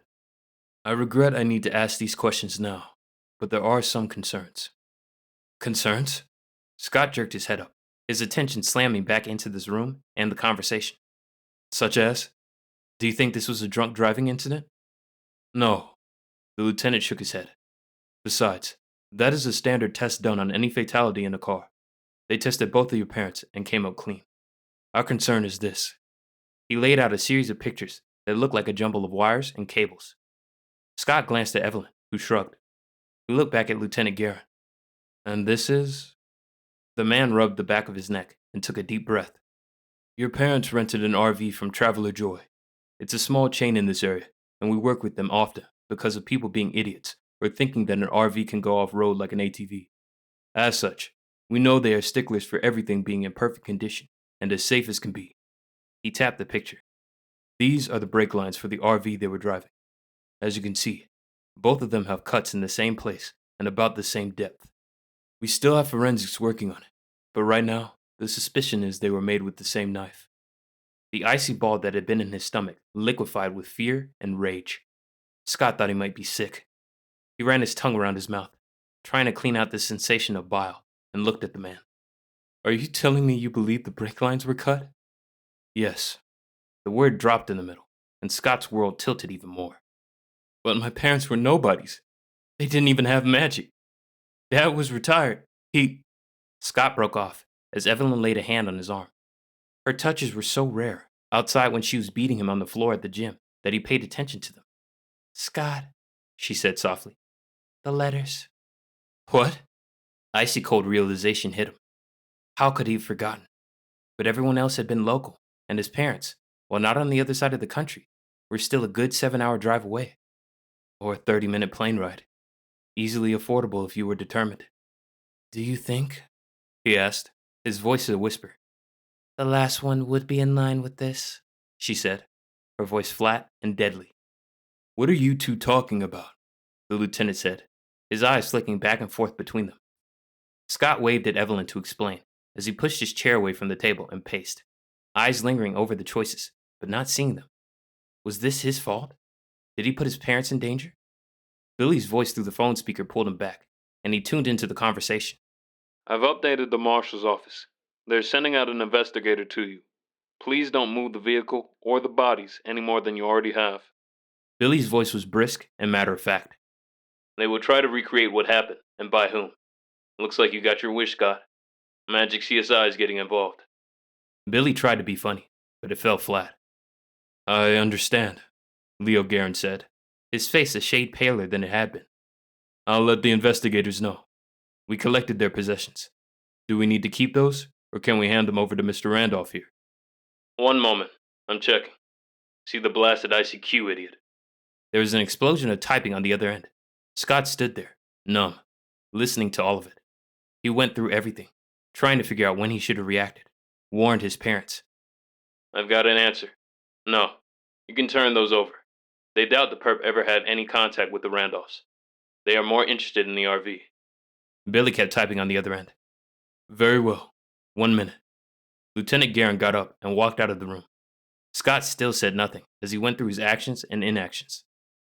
Scott, Evelyn said in a sharp tone. stop it. This isn't your fault. He turned bleak eyes on her. Isn't it? If I had remembered the first letter, if I had pushed hard, if I hadn't let it be brushed aside, they might still be alive. This is exactly my fault. No, She said, her voice stern.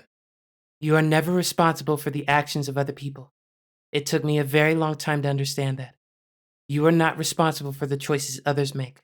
You are only responsible for your own choices. We had multiple experts look at what you received, and everyone agreed it was just venting. They will study this, and the odds are our responses to this sort of behavior will change. But this is not your fault. Scott just nodded. It was his fault. He knew that. And he didn't know if he could ever forgive himself for being the reason his parents died. The door to the room creaked, and Garin walked back in, a small felt bag in his hands. Here's what we took from them and the wreck. We need to keep their driver's licenses until the bodies are processed. He handed Scott the bag. It didn't weigh enough to hold all the emotions that were tied up in it. Mr. Dyson told me you just need to find a funeral home near you, and they'll take care of the rest. You'll have a few days, Scott. The investigation won't release the bodies immediately. We can do it when we get back there. Evelyn sounded calm and logical. How could you be so calm? They aren't her parents. The knowledge didn't make any of this easier, so he just nodded. Anything else you need from me? Signing a few forms. They are still printing. The lieutenant made an apologetic gesture with his hand. You moved faster than expected, so not everything was printed. And they were both donors. We'll need your phone number so the donor agency can call and get some information. Yeah, that's fine. The words entered his mind and disappeared almost as fast, the velvet bag hanging in his hand. I'll be right back, the man said, and stepped back out. Scott sank back down into the chair and opened the bag. It held mostly what he expected. His parents' wedding rings. The necklace his mother always wore that had her engagement ring on it. A frivolous, silly thing that his father bought at a Renaissance festival when they were dating. It had an opal set in rose gold with lots of twists and curls. His mom loved it, but it didn't pair with their simple white gold wedding bands, so she'd worn it around her neck. I'll need to give this to Emily. Mom had always promised it to her. He said the words and jerked upward. Emily! What? What about her? Evelyn looked at him, surprise on her face. She's at my parents' with Megan. If they went after my parents, she's next. If they are trying to hurt me, she's the only person left I can lose. Evelyn's eyes widened, and she jumped to her feet and headed out the door. Lieutenant, she called out. The man stuck his head out in office, brows furrowed. Yes? I need a slap-on light and a clear road. I've got to get to Sacramento ASAP, and driving is faster than the hassle of getting a flight or chopper right now. Why? The man looked confused, and Scott was already heading to the car. He never wanted to be able to teleport so badly in his life. Their daughter, his sister, is at their place. She's the next logical victim. Evelyn snapped out in a cold, hard voice. I can get you a CHP vehicle, he offered. I've got a Mustang. Give me the light and clear the way, as I'm going to make the speed limit seem like a tortoise set it. It looked like he was about to protest, and Evelyn stepped up in his face. Lieutenant, I understand this is unusual, but I have the only sibling of a hunter in danger. I'm pulling rank. Get me the light. Her words were orders, and the man paled. Yes, ma'am. 3 minutes later, 4 minutes too long in Scott's mind, the bubble was on top of the Mustang, and Evelyn was pulling out of the parking lot. Drive faster, Evelyn, he said, and closed his eyes. Chapter 31. Family. The drive vanished in a blur of lights, sirens, and worry. He didn't want to call her, do anything that might let anyone watching know that they had figured it out. That had been a 20-minute discussion, but eventually they decided to wait until they got there. Please don't let that be the wrong decision. Emily was many things: smart, determined, annoying, detail-oriented, a fierce mother. But she had no weapons experience. Neither of his parents had liked guns, didn't know any self-defense, and had the bad habit of avoiding conflict. It was the reason she'd stayed married to Vince as long as she had. He also knew she'd do anything to protect her daughter, but he had no idea who they were up against. The drive from Bodega Bay to Sacramento should have taken 2.5 hours on average. Evelyn did it in 90 minutes. Radios let the California Highway Patrol, or CHP, know they were coming, and intersections were blocked, allowing them to fly through with barely a slowdown. If they got caught in traffic, the chippies cleared a path. It was the first time Evelyn had ever driven too slow for him, but right then, he would have moved at the speed of light if he could. They hit the Rio Linda area and had to slow down. They still had cops watching for them, but when they weren't around, they needed to stop at stop signs and make sure no one was coming before they blew through red lights. Up here on the left, the house with the blue Toyota Previa in front. The Previa is Emily's car, he said. His heart ramped up as Evelyn slowed down and turned in next to the Toyota. She hadn't turned off the engine before he was out of the car and headed to the front door. He hit the bell twice, the dinging jangling through the door. He couldn't breathe as he listened for a sound from inside. Heavy thumps and Megan yelling, "I got it, Mom," let him breathe again. By the time she opened the door, he was almost under control. Almost. Megan's "Anka" was cut off as he grabbed her and held her tight to his chest, muffling her words. Her arms wrapped around him, and he looked up to see Emily walking toward him, a look of confusion on her face. His knees threatened to buckle. They were okay. They were alive. He turned to look at Evelyn. Call them. Get the place checked out. We'll be out back. Scott, what is going on? Emily stood there, looking between his death grip on Megan and Evelyn, leaning against the Mustang, making a phone call. I'll explain in a minute. Let's go out back. All three of us. He released Megan enough she could move, and gently shooed them in through the house to the back deck. If there was a bomb, they were still in trouble, but at least a gas leak or something else wouldn't get them immediately. His parents' back deck was spacious, made of redwood, with a picnic table of the same wood, and an umbrella through the middle. The door closed behind them, and he pulled Emily into a hug. She didn't relax into it like her daughter did, giving him a quick squeeze, then pulling back. Scott, I swear if you don't start Mom and Dad are dead. His words cut through everything. Emily sat with a thump that shook the deck, her eyes staring at him. What? She stammered, her arms opening automatically for Megan to crawl into them, his niece as shocked as her mom. Scott took a deep breath and pulled up one of the Adirondack chairs to sit on, so he could talk to them with nothing between them. They were in a car accident. The RV rolled. They were both killed. I just got back from seeing them. What? How? Emily stammered, as tears leaked from Megan's eyes. Grandma and Grandpa are dead? Why didn't you call me? Emily protested at the same time. Scott closed his eyes and took a deep breath. I got the call about... He faltered, trying to figure out the time. It might have been 5 minutes ago or 5 days, according to his heart. 5 hours ago. I didn't want to believe, so I jumped on a plane and flew in. I verified it about 2 hours ago. Emily's face darkened. Why didn't you call me? I deserve to know. Scott, how could... She broke off as he raised his hand. They were killed. Someone cut their brake lines. He didn't add probably. That certainty resonated through his very being. And when we realized that, we realized you were at risk as well. We drove here to make sure you were okay. I couldn't take the chance they'd hurt you. Megan was quietly sobbing now, Emily's arm around her. Emily just stared at him. They were killed? And you thought they might come after us? I don't understand. What is going on? The story came out in fits and starts, with backtracking, repeating, and lots of unanswered questions. When it was done, Emily sat there, tears running down her face as she held her daughter. So, they're really dead? He understood the question. He ached to say no, tell her it was all a mistake. It was the entire reason he'd had to see them himself first. Yes. Emily let her head hang down, and she just cried. He slipped to her other side, pulling her and Megan into a side hug, and he let his own tears come too. Time slipped away as they grieved. He was aware of people moving around in the house, but he didn't bother to look up until Evelyn stepped outside, the quiet click of the door as loud as a slam in his sensitive state. He looked up and felt Emily pull away too. At the moment, all of them were cried out. Evelyn handed them a box of tissues, and all of them took some, taking a minute to wipe noses and eyes. You okay? She asked, dark eyes scanning over all of them. No, Scott replied bluntly. What is the status? Various people have checked the house out, and they don't see anything that is dangerous. This includes pattern mages. They have verified someone cut the brake lines while the RV was here. Evelyn glanced at her notebook as she spoke. Emily gasped a bit, and Scott looked at her. Sorry, Emily, this is my senior hunter, Evelyn Crane. Evelyn, my sister Emily Starling, and her daughter Megan. Both Emily and Megan nodded, their eyes locked on Evelyn. I'm sorry I'm meeting you under these circumstances, Evelyn said, still staying against the door, giving them space. Me too, Emily said.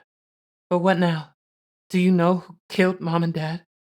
She choked on the question, and Scott tightened his arm that was still around her shoulders.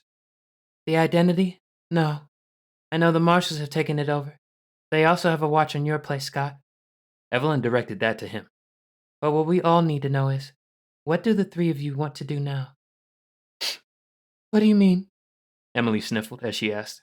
Megan had quit crying, but her eyes were swollen and red. We don't know if the person will come after you and Megan, but we don't know they won't either.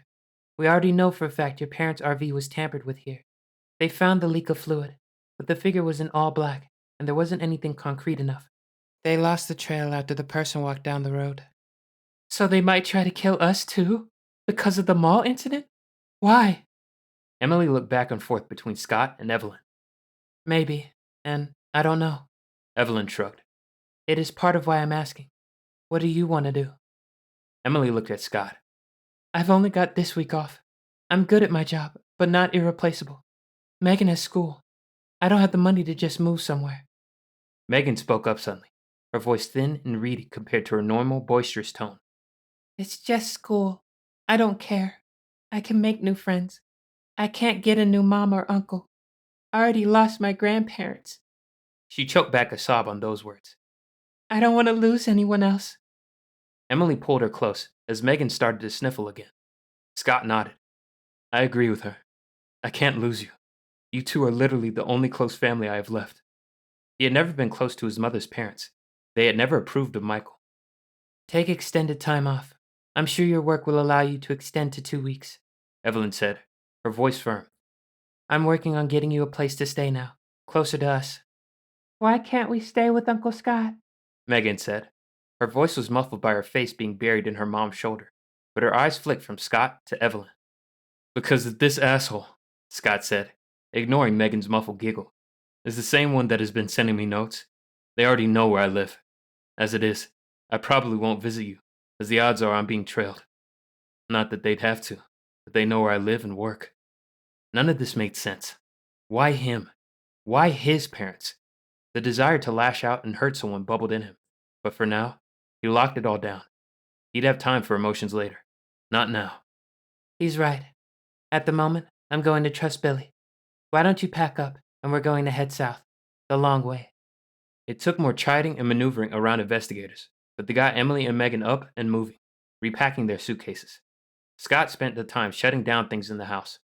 Gas, water, everything he could think of. At some point, he and Emily would need to come back and deal with everything, but that wasn't now. We do still need to deal with my parents, he said softly to Evelyn, while Emily was upstairs with Megan. Have you found their will? He held up an envelope in response. The manila envelope held their will, a list of assets, and bank information.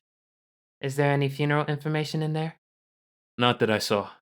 Nothing pre-planned, at least, Scott said, though he'd only glanced through it. There might have been something, but if so, it wasn't obvious. The state of California has storage for bodies, she said finally. I'll get Billy to call and see if they can put your parents in cold storage until this is resolved. I'm hoping, as it is an active case, it should have some weight. You and Emily can talk about your options on the ride home. Scott just nodded. The envelope felt like it weighed pounds, not ounces. After making sure the investigators had both mobile numbers and his landline, as well as Evelyn's, they carried luggage out to the car, while Emily and Megan did one last look. Thank you, he said, not looking at her. No biggie. Besides, at this point, It is coming close to treading on our territory, and I've almost got you trained. I have zero desire to go through this breaking in crap again. It's too much work. Scott snorted and didn't bring it up again.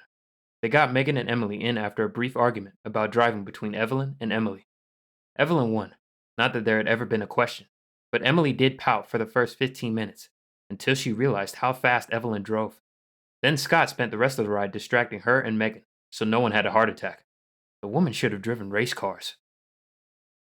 Chapter 32. Plans Made. It took 10 hours to get back into LA, mostly because Evelyn was serious about taking a roundabout path. Rather than jumping on I-5 and hightailing it back, she wandered up into the Sierras, going through Mammoth Lakes, and then came back down via US 395. They had frequent stops, and at the first one she bought a disposable camera, and at every stop took pictures of all the cars' license plates that were there when they were ready to leave. Scott knew she talked to Billy at each stop, but he didn't pry. Instead, focused on his sister and niece.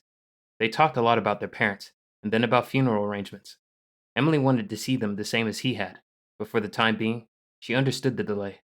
Megan slept part of the trip, or did an excellent job of pretending to, so the grown-ups could talk. He didn't put it past the girl to be that sneaky. Megan had a finely honed sense of how to manipulate people. Her jerk of a father had forced her to develop it with his wild mood swings. But as smooth as the ride was, Evelyn never said if they were being followed. They were all ready for it to be done by the time they pulled into the office. Come on, you'll see where I work out of, and I'm sure you'll meet Billy. Scott got out and stretched, but his nerves jangled with tension. More and more, having spirit would have been a helpful magic to have. To his surprise, Jim was there as well. Billy said hello to everyone and gave a meaningful look to both Scott and Evelyn, but then he disappeared back into his cave, while Jim pulled them all into his office. First, let me offer you my condolences. I am so sorry for your loss, Scott, he said, after they all squeezed into his office. Emily, I am sorry that I am meeting you under these circumstances. I can't imagine what you are going through. He gave all of them a sad smile as he continued. Normally, the extent of my involvement would be authorizing bereavement leave for Scott and sending flowers.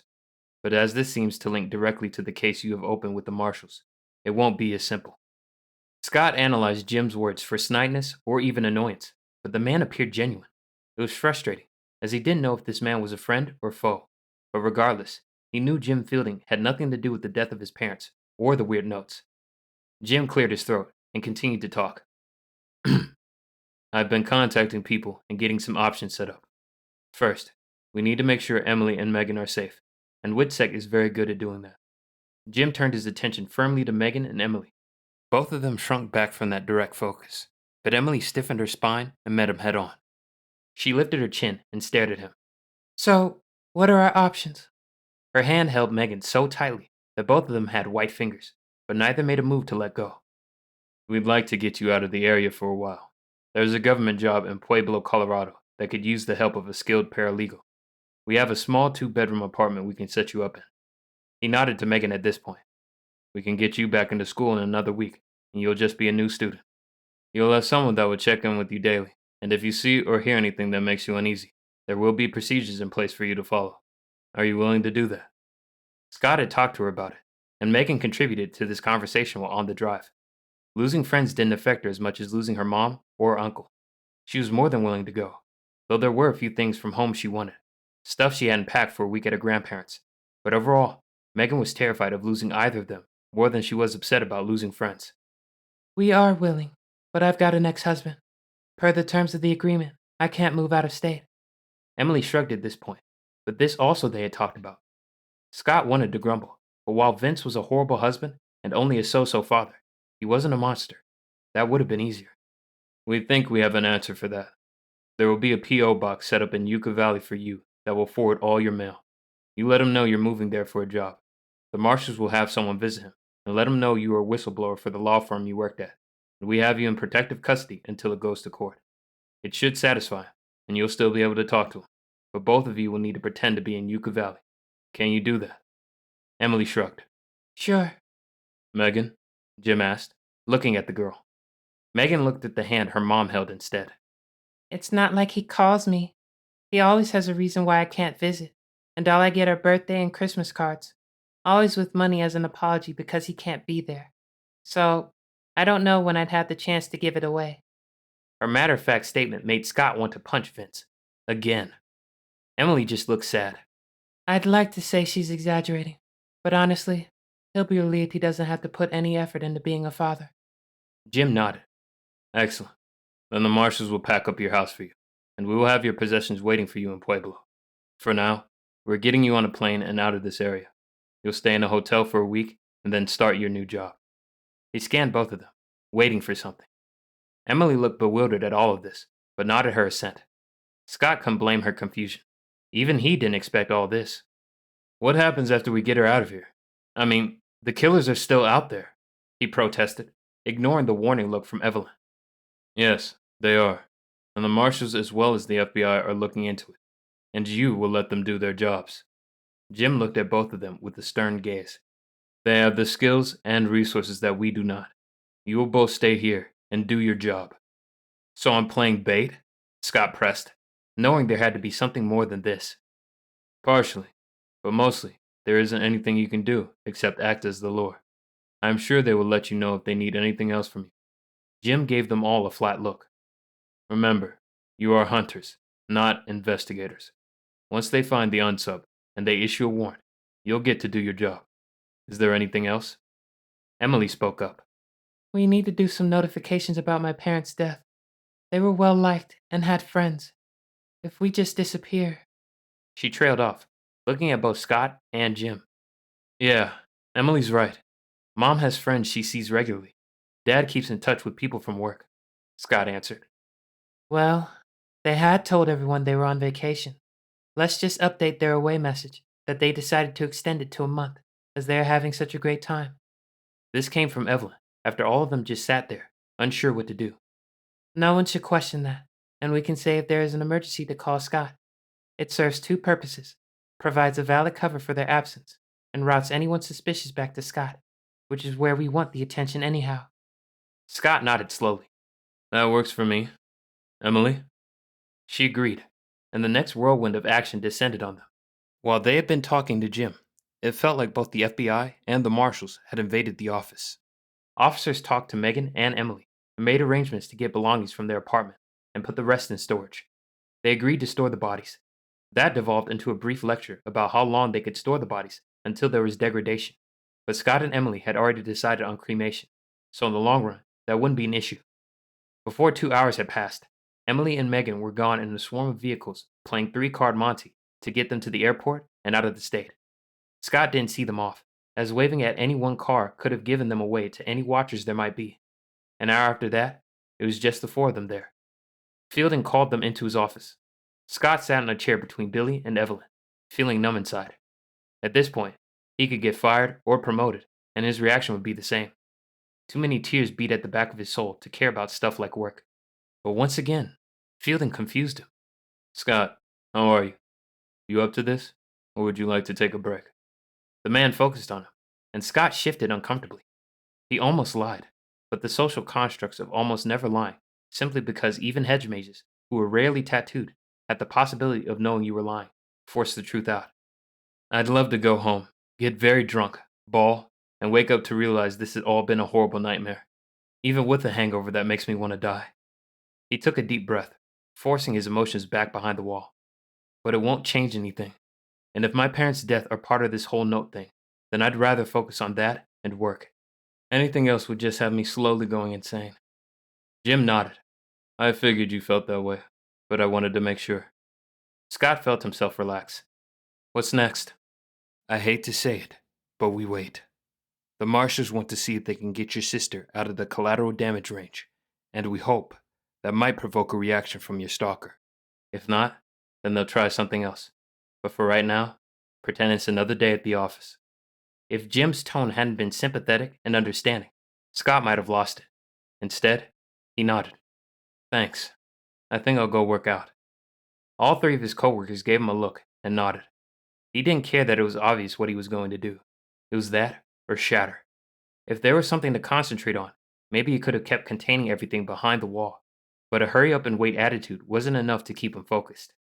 10 minutes later, he was in the gym, gloves on, and was working on the hanging weight bag. When Evelyn had first told him he needed to spend 10 minutes a day on it, he hadn't understood. I'm not going to fistfight people. That would be stupid. Generally, yes. But this has two purposes. One, it helps build upper body strength and reaction time. It gives you a weapon when your mind is too slow. Often your body isn't. Call it muscle memory to automatic responses. Being able to hit someone without engaging your brain isn't a bad idea. Scott had nodded, as that part made sense. And the second? She smiled sadly. You're going to have bad days. Days where the warrants escape, or the collateral damage is high. Days where you hate me, hate the job, and yourself. There will be days where everything is pent up inside of you, with nowhere to go. She patted the bag. Those are the days you come here and let your fist burn out what you have no other recourse for. Sweat dripped off him as he pummeled the bag, the faces of his parents in every punch. He knew at some point he'd need to read the autopsy report, where he'd see the list of damage done to them. The knowledge he couldn't talk to Dad about his conflicting emotions, that he couldn't even take the time to grieve. All of it came to a head as he wailed on the bag.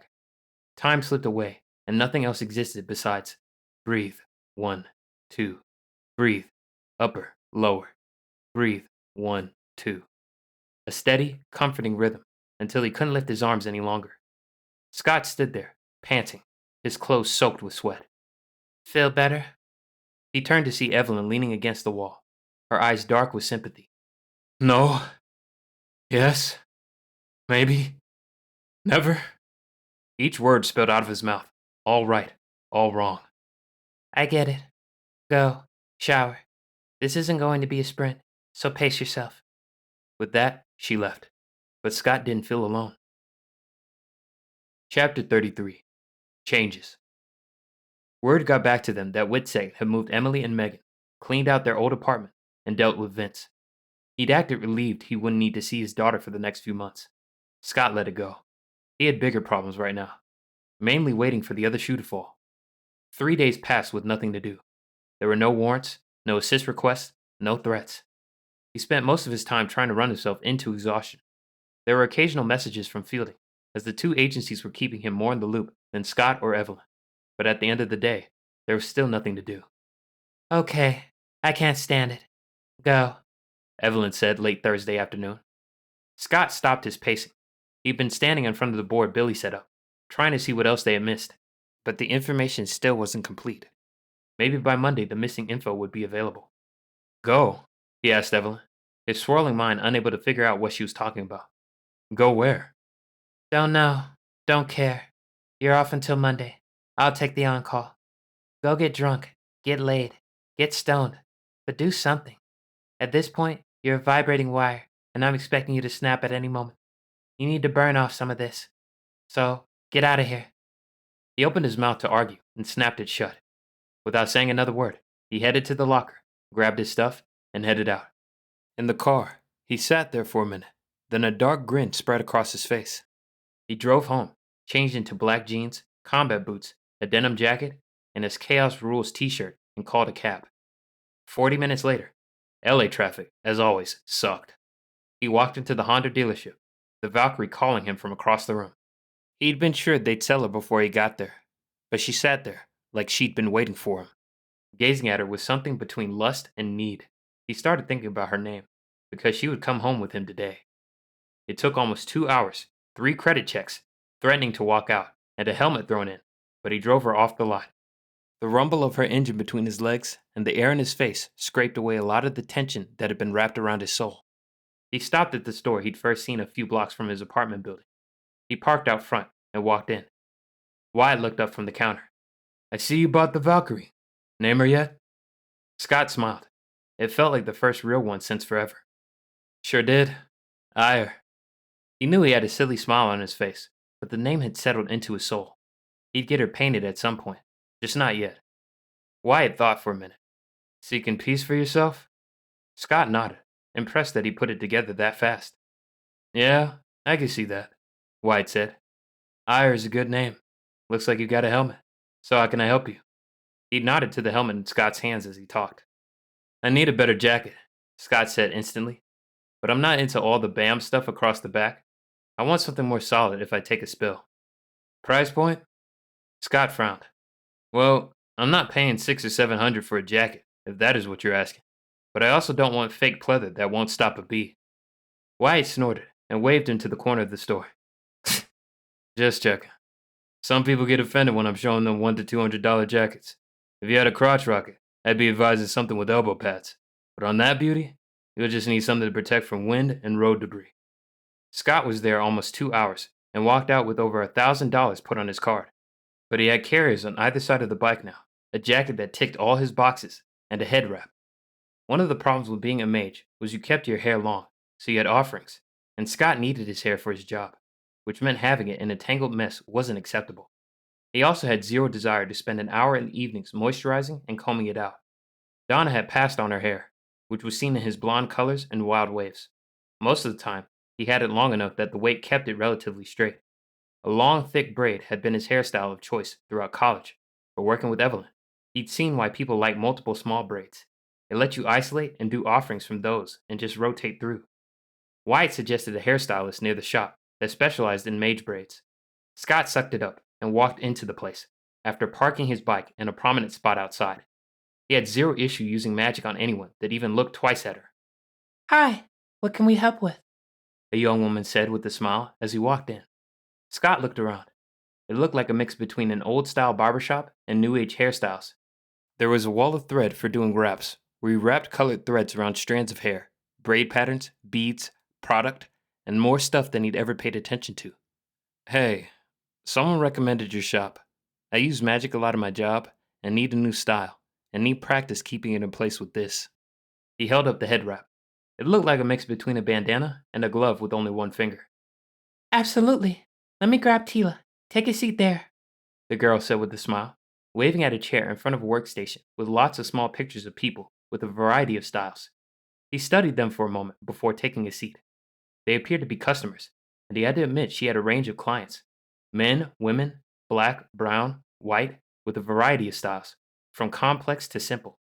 Scott hung up his jacket and sat down. His hair hit about mid-back in a braid about the thickness of a banana. He'd avoided the electives about cosmetic offerings and how to care for and increase hair growth.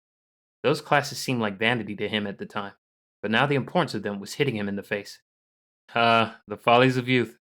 A snort escaped as he laughed at his own humor. What's so funny? Scott pulled his attention back to the present and blinked at the woman in the mirror. She was about his age, a spirit tattoo gleaming on her temple, the greens and yellows bright against her nutmeg brown skin. Her long brown hair was caught in a web of braids, holding her hair away from her face, revealing brown eyes, a friendly smile, and humor as he stared at her. Yes, she prompted, crossing her arms as she smirked at him. Sorry, I was lost in my own thoughts. You must be Tila? Scott wanted to slap himself. How stupid could you be to get lost in staring at yourself in a mirror? that I am. So, what are you looking for? She walked around to look at him, and the scent of cinnamon and ginger followed her movements. I need a hairstyle that is more suited for constant offerings, simple to care for, and a way to wear this while I'm writing. He jerked his head to the street where Ire parked. Tila followed his head and nodded. I see. May I? She pointed at his hair, and he nodded. A minute later, she had the braid out, and his hair was a waving, shiny mane around his face, which was the other reason he usually kept it back. While Fabio had a more golden color, his hair had the same volume and wave. But then long-haired men weren't unusual, but no one wanted to be compared to a model for romance novels. I see what you need. How much time do you have to do your braids, and how often do you wash? Her voice was matter-of-fact, and they dropped into a discussion of how to care for his hair and keep it easy to manage. After 15 minutes, Tila nodded. I think I have it. You'll need a compound braid. With the right products, you'll only need to take it out and wash it once a week. Now here's our spiel. We offer that service. You can come in here, get it washed and braided back to a defined style for a set fee. But first, you should always know how to do it yourself. Scott nodded. Hair care for mages was serious. It was the easiest thing to offer. Nails came next, and you wanted to make sure both were growing and healthy. They'd found out a long time ago that bleaching or damaging the hair lowered its value for magic. Something about altered or damaged cells had less value, which never made sense to him, because a wound that gave access to blood had incredible value. He pushed the thoughts aside and worked with her on his hair. The first was gathering everything in front of his face into a braid that pulled back. It was the last section of hair he'd take offerings from, as it kept his hair out of his face, which was important. Then she divided the next section of his crown into 3 sections and braided them back in simple braids. That left a chunk of hair at his nape. When he needed offerings, he'd grab them from that section first. That section was braided as well. Then she grabbed a long black leather lace. Slowly, showing him the movements in the mirror, she used the lace to weave them all together. When it was done, she had created a thick braid going down his back, intertwined with the leather lace. Scott stared at the image in the mirror, rather entranced by the change. The exercise Evelyn put him through regularly had pared away the softness in his face and body. Adding the grief and stress of the last few days created circles under his eyes and a darkness to them that aged him. The new style and clothes stripped away the college boy he'd been. Now he saw someone that knew how to kill and how deadly magic was. It felt right, more accurate to the man he was becoming. Now for the rap. Her words pulled him out of his contemplation of the person he saw. It took a minute, and he had to practice a few times, but he learned how to slip his braid into the tube and then the rest over his scalp. He'd chosen black with chaos symbols printed on the fabric. With that, the man he thought he'd been disappeared, and instead, a dangerous man looked back out at him. Yeah, that works, Tila said in a slightly throaty voice. He caught her eyes in the mirror, and she shrugged. While clothes and hair might not make the person, they can sure highlight different aspects. Yeah, I'm learning that. My advice, practice over the weekend. If you need it refreshed, we're open 6 a.m. to 10 p.m. Though, I'm only here in the evenings, 5 to 10. Her voice was extremely professional. Her eyes, not so much. Scott rose and turned to look at her, realizing she was at least 5 inches shorter than he was. I will. Thank you. He settled up and left her a hefty tip. Pulling on the helmet, with a better fit with the wrap on, he settled down onto Ire, aware of Tila watching him through the windows. With a smile to himself, he started Ire up and backed her up. He waved to her through the window before he kicked his Valkyrie into gear, the roar of her engine flooding through him as he pulled away. Chapter 34. New Friends. He found himself driving up 118. The sun was turning the sky a beautiful shade of orange-pink, and he didn't want to go home. The desire to watch the sunset kept him driving forward, looking for a vantage point. Signs declared that Point Mugu was ahead. That sounded good to him. Leaning into the power of the machine he rode, Scott fell into the rhythm of leaning and flowing through traffic. The sun had just kissed the ocean as he pulled into the overlook at Point Mugu Rock. It had been the longest drive he'd done so far. He turned off Ire and unstraddled her. The ache in his legs told him maybe he'd overdone it for his first ride, but it still felt good. The helmet came off, and he pulled a bottle of water out of the carrier. He'd have to look into getting a holder to put on where it was accessible. He stood there, leaning against the rocks that made a natural demarcation, listening to the waves and the sun sinking down. During the ride, nothing had existed except the flow of traffic and the rumble of the bike. Now, though, all the thoughts flowed back in. Or maybe they'd been there in the back of his mind, waiting for their chance to flood forward. With a sigh, Scott gave in and turned what he knew over and over in his mind. But that was the problem. They knew very little, and what they did know provided no direct path of moving forward. And even if they knew who it was, hunters had no authority to investigate or really arrest. He could arrest someone, and most jurisdictions would honor it, but a lawyer would tear it apart if it wasn't part of a warrant. So, where did that leave them? Waiting to be attacked? That wasn't acceptable. He took a swig of water from his bottle to swallow back down the bile that rose in his throat at the idea of seeing Emily or Megan in a morgue like his parents. That just might kill him. The roar of another bike coming up, then slowing down, had him turning. It had been pretty quiet on this stretch of road, only a few cars, so the bike caught his attention. It came up and parked next to Ire, idling for a moment, then shut off. The man straddling it pulled off his helmet, and he looked familiar. The bam on the gas tank clicked the memory into place. As the man dismounted and walked over to him, Scott nodded. Zane? The biker looked surprised, eyes narrowed, looking at the bike, then him. Sorry, don't think I know you. It wasn't an accusation, but it was wary. Met you at Bike Outland. You pegged me as a hunter, Scott said, amused. Was he that much different now?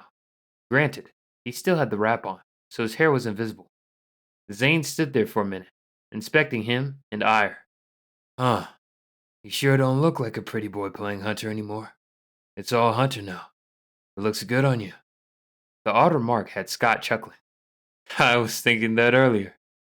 He turned back to his contemplation of the ocean. Only a sliver of the sun remained.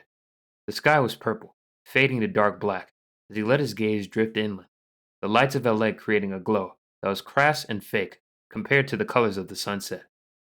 Zane walked up next to him a few feet away, neither speaking, as the sun finished settling into the ocean's depths. Just as Scott was about to turn away, a flash of green sparked on the horizon. Then it was gone, and darkness set in. It's my favorite part of the day.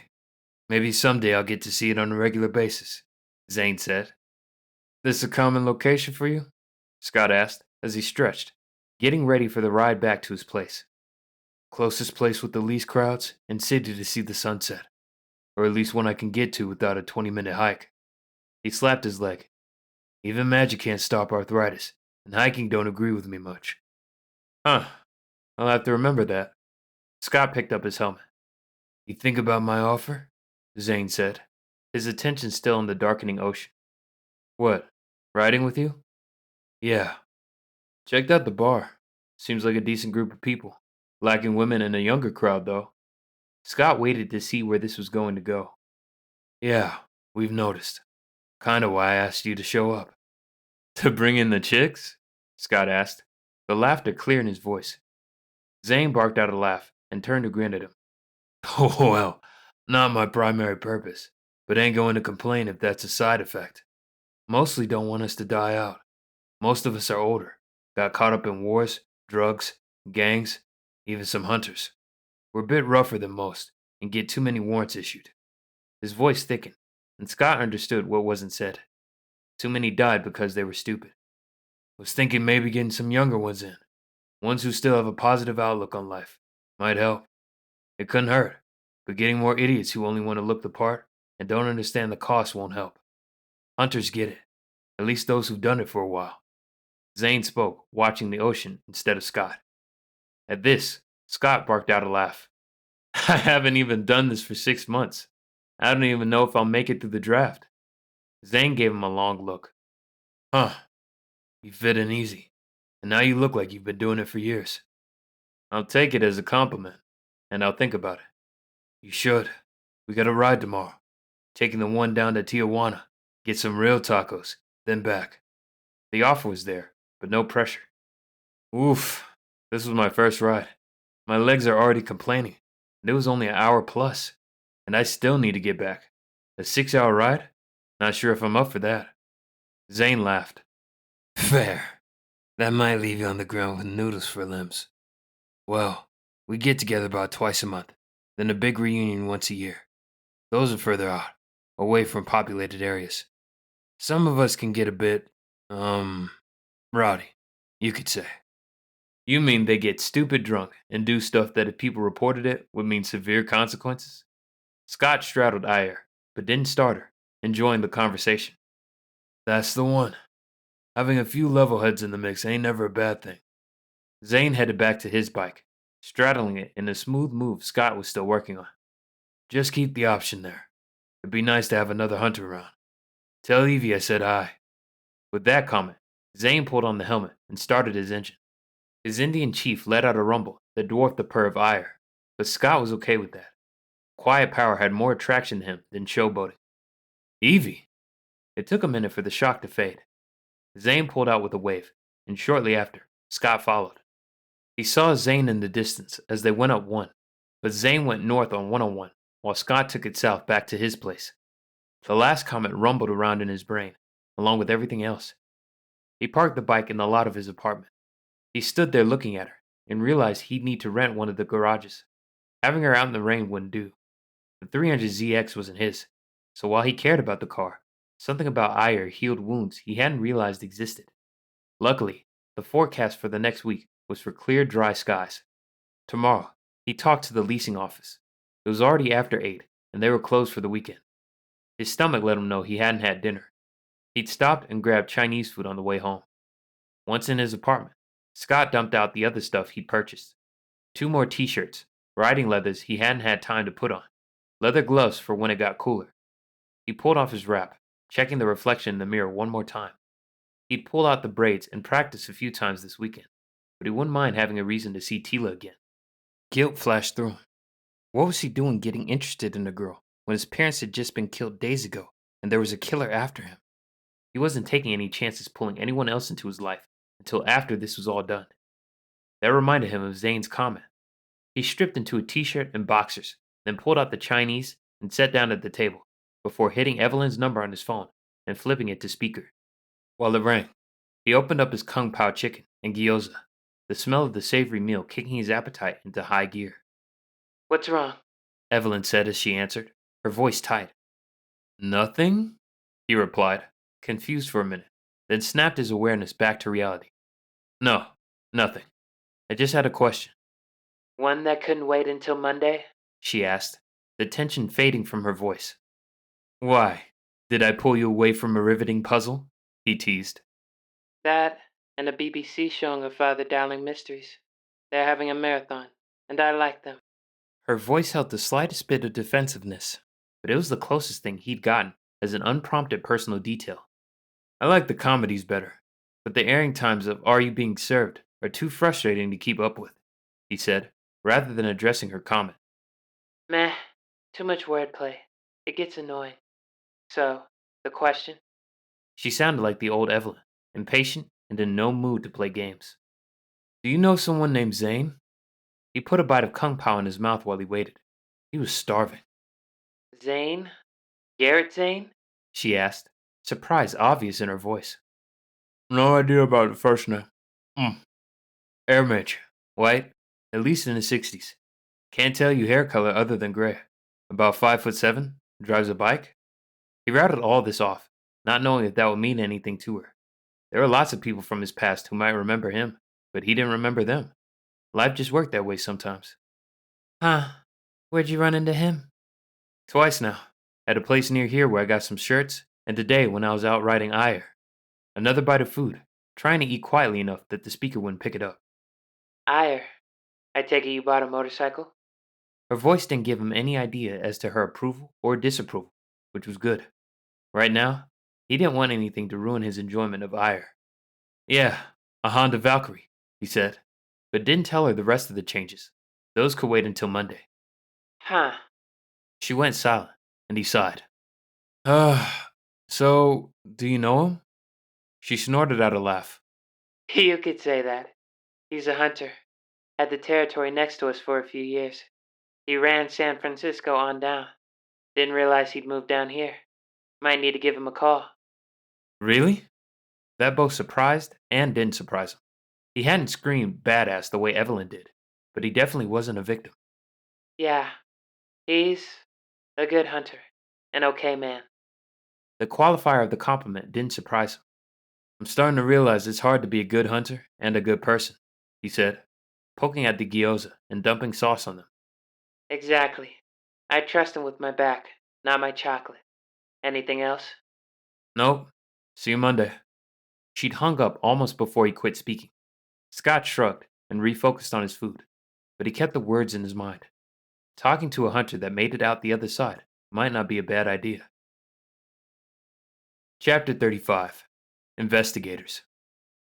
Scott spent 3 hours Sunday doing his braids over and over again. By the time Monday arrived, he could go from wet hair to the full braid with lacing in about 15 minutes. Still longer than he normally spent, but the look was easy to manage, and with the colored metal clasps, Tila had talked him into the hairstyle. Offering from a specific braid was much simpler. He walked in on Monday, dressed in a t-shirt and jeans. He was stripping into workout clothes as Evelyn walked in. Huh. New hair. Scott looked up at her as he pulled on sweats, not saying anything, just watching as she scanned him. Looks good on you. Practical too. I should do something with my mess. She twisted the aforementioned mess onto the top of her head in a tight, if messy bun. I can give you the name of the place I went to. They listened and helped me find a good, manageable style, he offered as he pulled on a workout shirt. There was no way he was getting his new shirt sweat-soaked. Maybe. She sounded unsure, so he didn't push. That did not prevent her from pushing him. After a shower, the braids did just fine getting wet. He headed toward the offices when a knock on the door stopped him. Billy? He yelled out, hoping the door to the cave was open.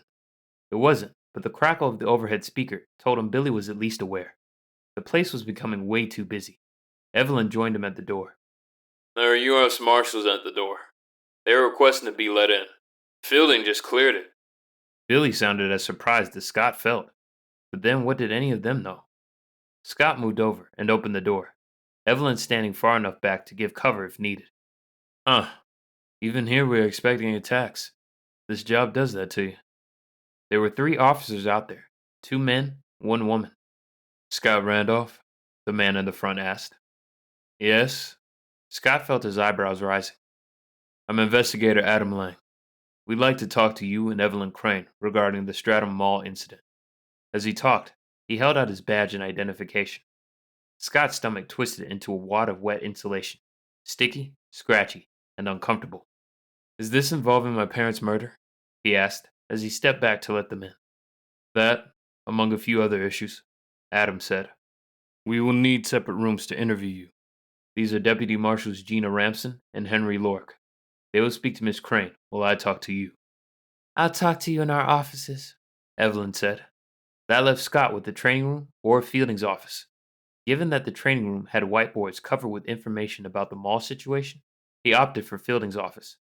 As they walked by, he relaxed to see the training room door was shut. Thank Merlin for small favors. Come on in, Scott said, and sat down behind the desk, leaving the club chair for the investigator. Once they were both seated, Scott faked a smile. So, what exactly can I help with?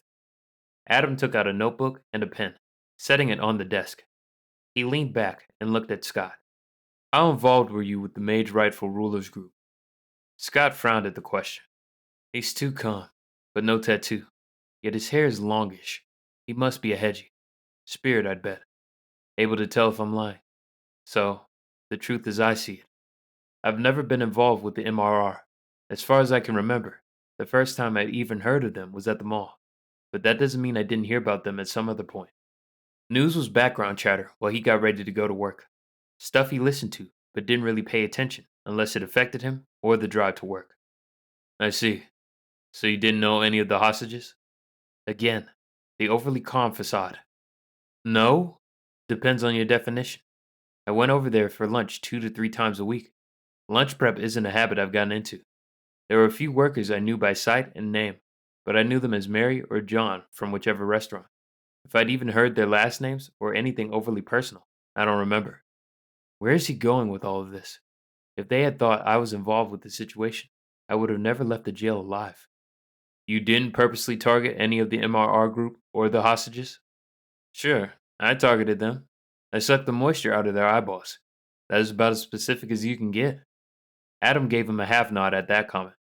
But was I trying to do anything besides get us all out of there alive? Us being the hostages? No. What do you know about Donovan Hartman? Scott frowned. The name was vaguely familiar. He reviewed what had been on the board. Hartman. Wasn't he the dad whose son was killed? That would be him. Did you have a reason to kill his son? Anger flared, hot and hard. It took all his control to pull back from the snap of, I didn't kill anyone. But that would be a lie. Just not the lie the investigator would think. I did not and do not actually know Donovan Hartman or his son. I believe he is the child that ran away from the kids when I slapped a time bubble up over them, Scott answered. But he tried to remember if that was how it happened. Some aspects of that day were carved into his mind. Others were a blur of smoke and shadows. And you weren't trying to kill his son as revenge? Adam stared at him, a neutral expression that bordered on contempt, but not quite. What is going on here?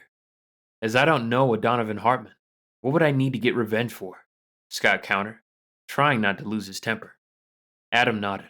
What about Markswell Von Haunt? Did you plan all this with him? An elaborate attempt to create a social reaction? And I'm done. Scott forced a smile and leaned back in the chair gingerly, though he tried to make it look like a power move. Any more questions will require a lawyer. If I'm not under arrest, then I have nothing else to say to you. Adam sighed, the flat expression disappearing. We are trying to do this the easy way, Mr. Randolph. No, you're a hedge mage trying to get me to lie to you, so you can use that as a lever for something else. A flicker of surprise danced across Adam's face. And I'm done playing. Either arrest me or get out. I don't care which one it is. At that moment, he didn't. If they thought for even a second he had anything to do with that event, he was in more trouble than he knew how to get out of. And I can't ask Dad for advice. The grief stabbed through him like a spear, and he grunted softly in the sudden pain. Adam looked at him with sharp eyes, but Scott didn't care. Please, let me escort you out. He rose and went to the door, opening it, then staring at Adam. The man didn't move. We are just trying to verify what happened. No, you are on a witch hunt that has somehow been directed at me. Now I can leave, arrest me, or I can call my superior, then yours, and we'll let them fight about it. But you are leaving. With great reluctance, Adam rose, every movement an obvious stall for time. This will look poorly on you. If you are innocent, you would talk to me. I have, and you have asked nothing but leading questions that are predicated on false assumptions. I have little time for that.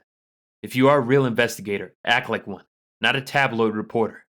Scott's temper was fraying, so the burst of laughter that slipped out of Adam's mouth was not what he expected. Tabloid reporter. I'll have to remember that. You are not being arrested, and believe it or not, I am doing my job, though you are making it easier and harder. Let's go gather my associates. Adam grabbed his notebook and, with quick efficiency, headed out and to the office room where Evelyn had taken the others. Scott followed, more confused now than before. Adam strode that way, with Scott trailing. What is going on? Adam didn't wait for him, just opened the door and walked in. So, anything? Scott got there to see Evelyn sitting at her desk, arms across on her chest, feet on the desk, and her teeth gritted as she tried to remain polite. The female looked at him, then Scott. It's fine. He figured it out. Adam waved at Scott, and the woman Gina shrugged. All truth. She had no connections to anyone in the mall. Was called in as backup. The records support that, and had never met Scott before that day. She only offered him the job because of how he handled himself. That is the same reason she vouched for him and caused the charges to be dismissed. Gina recited all of that, never taking her eyes off Evelyn. Adam dropped into a seat. Ditto. He knows nothing. Had nothing to do with any of it. The three agents exchanged glances and sighed. Scott looked at Evelyn. Any idea what is going on? Not a clue, but someone had better explain quickly. She had a deadly tone to her voice, and Scott saw the deputies flinch. Adam sighed and settled down to look at Scott and Evelyn. We needed to make sure this wasn't a setup or a scheme to target a specific person. Some of the survivors of the Strathome incident are being stalked, for lack of a better word. We verified that the two runners, the mages that were in on the hostage taking, were coerced into suicide by a hunter. We are sure the deaths of your parents are a part of it, as are the death of the one other terrorist that was on work release. He was found dead in his house today. From all the evidence, it looked like he suffocated, or his heart just quit working, but there's nothing for him to have choked on. Air mage, Scott and Evelyn said together. Exactly our thoughts, but the majority of people involved were all non-mages. In fact, there were only 15 out of all of them that were. Some employees, some customers. Of those, only 3 were air mages, and we have accounted for all of them. There was no way they did the murder. But your parents. Adam turned to look at Scott. They were singled out, and we suspect you are being specifically targeted, and we aren't sure why. All the terrorists are now dead. So why you? You weren't involved with the MRR at any point, not even in college. Adam perched on Scott's desk and looked at everyone. The notes, those were odd, more ranting and diary entries. But while we know of at least 3 people who got them, they all were the same passive-aggressive nothing. They weren't the "I'll kill you" threats, which are actionable. Adam sighed. We thought the issue had gone away. Then boom, it kicked back up. Why? Scott was about to shrug, and a headline flashed in front of his eyes, and the magical news tabloid reporter. The theater, he said softly, guilt slamming into him. What about it? The MRR group there is led by someone moderately sane. They really just want some of the rules about mages being unable to hold elected offices, and the draft rules being changed to an all-or-nothing aspect. Yeah, but there was a reporter there. Tabloid crap, Scott said, the headline still vivid in his mind. He published something along the lines of, I was able to keep anyone from dying here. Why didn't I do it at the mall? He basically implied that I could have saved everyone. They all looked at him, and Adam sighed. Yeah, that would do it. Chapter 36. Information Storming. The marshals stayed there for another 2 hours, though no one mentioned the boards in the training room. They had dropped from enemy to possible ally, but definitely not friend. They agreed with Scott's thought that the headline had reignited what was going on, but they had no clue who might be the culprit. As soon as they left, Scott and Evelyn headed to the training room, pounding on the Wargames door as they passed. Billy, get your butt out here. We need you, Evelyn said, taking 2 seconds to pound and yell. They stood looking at the whiteboard as Billy came in. Well, neither of you were arrested. I guess that means they don't think you're involved. Hedge truthers, Scott muttered. What? Evelyn said, her head jerking toward him. You didn't figure that out? Yeah, they were all hedgies. And you know truth sensing doesn't require offerings, really. At least not for passive. I'm kind of surprised most law enforcement agencies don't do more active recruiting for hedge mages to work with them. They are the perfect dismissible officer who would know where to dig for more information. Scott talked while he looked at the board and drew a line through the last of the terrorists. Evelyn, do you remember who they said was being stalked? He didn't turn to look at them, still staring at the board. Don't think they ever said. How did you figure that out? Huh? Scott turned to look at them. What? The hedge mages. How did you figure out that was what they were? Most hedgies never even bother to use their magic outside life and death situations. It's too expensive. The majority never get tattoos, as they aren't required. Which never made sense to me, but whatever. It was the questions. They were too out there, too shocking. He wanted a gut reaction, and all the questions implied I was already guilty. Interesting way to do it, I guess.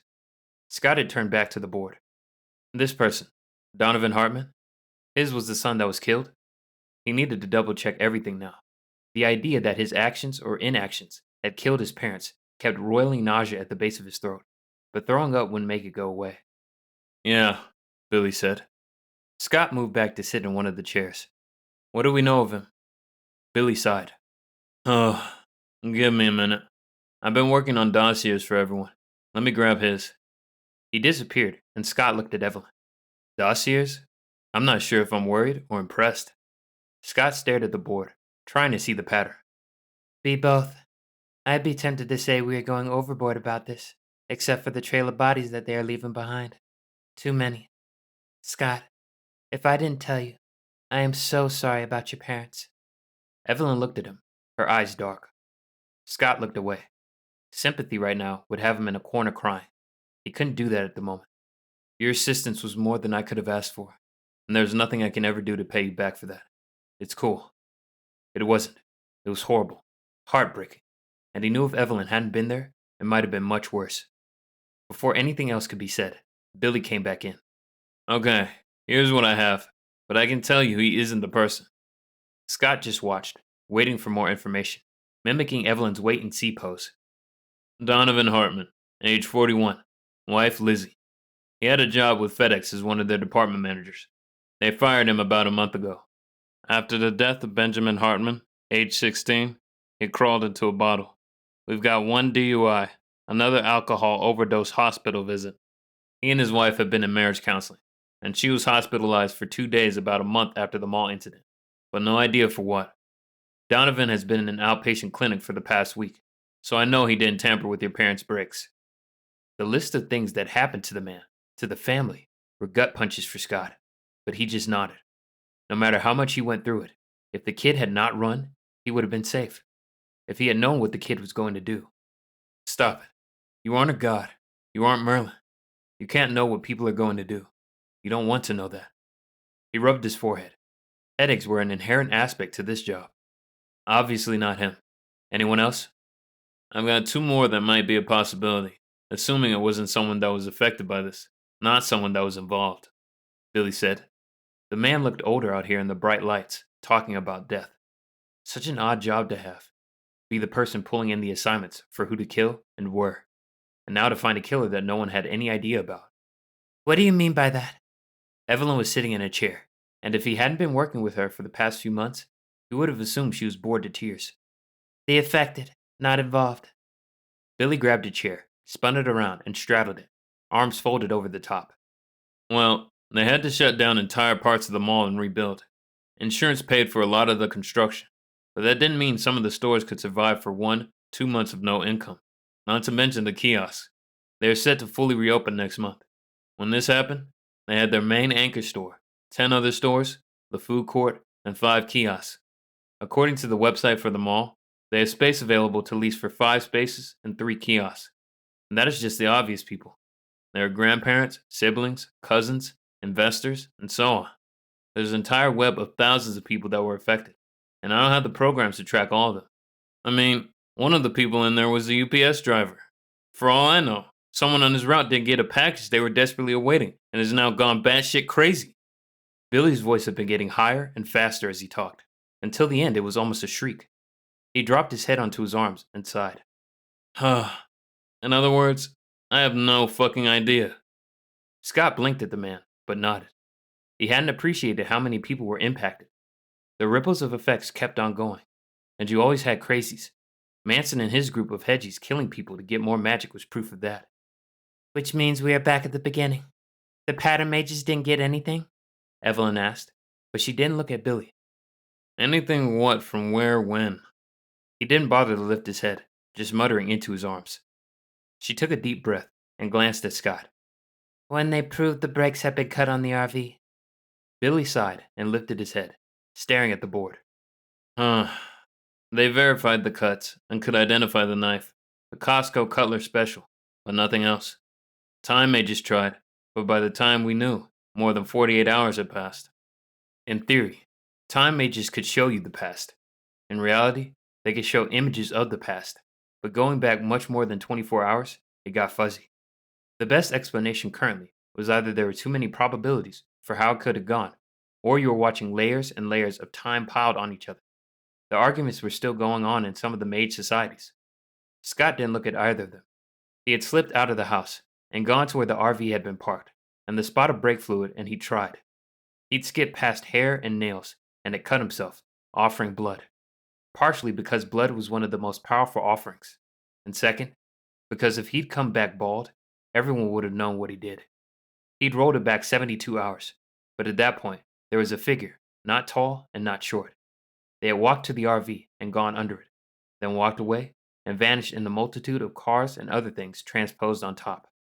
The only information he had gained was that it wasn't a child, a basketball player, or someone that had stopped growing at 4 feet. That really didn't eliminate many suspects. They also probably weren't horribly over or underweight. Well, Donovan would have been my guess, Evelyn said slowly. Honestly, everything still points to him. How positive are you about the rehab center? Billy turned his attention back to Scott and Evelyn and thought. I mean, they aren't locked in their rooms or anything. They don't have cars there. If you wanted to get out and go get booze, could you? Scott asked instead. Sure, wouldn't be that hard. Could they get out and get to Rio Linda and back with no one noticing? Scott didn't know where he was going with this, but he had to ask. I have a better question for you, Evelyn said, leaning forward. Both men turned to look at her. Could he have paid someone to do it? Ah, Billy said, and stood up. I don't know, but I'll find out. Some of the guys at the other offices are helping me out with this. They don't have the constraints on their actions, so they're helping with the research. But honestly, since your parents were killed, Scott, the people above have removed most of the roadblocks. They still want the marshals to deal with it, not the hunters, but they are more than a bit pissed. Scott didn't know how to react, so he shrugged. Go see if there's any unexpected money coming in and out. It might give us a clue as to what we are looking at.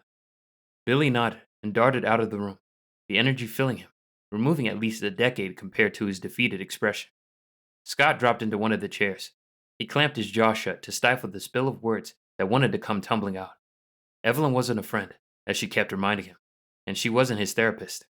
Another reminder he needed to call Lex, but mostly, he wanted to talk to Dad. It wasn't your fault. Scott opened eyes he hadn't realized he had closed to see Evelyn standing, looking at him, not the board. What? He had to swallow twice to get the word out. She waved at everything. All of this, your parents, the runners, the others, you did what you thought was best, and I think it was the right call. Yeah, but you aren't the one paying for my choices. She narrowed her eyes. Maybe, but if my daughter had been there, I would have wanted you to make the same choice. She nodded once and walked out. Scott shook his head. Her daughter. Wait, Evelyn has a daughter? Chapter 37. Taunts.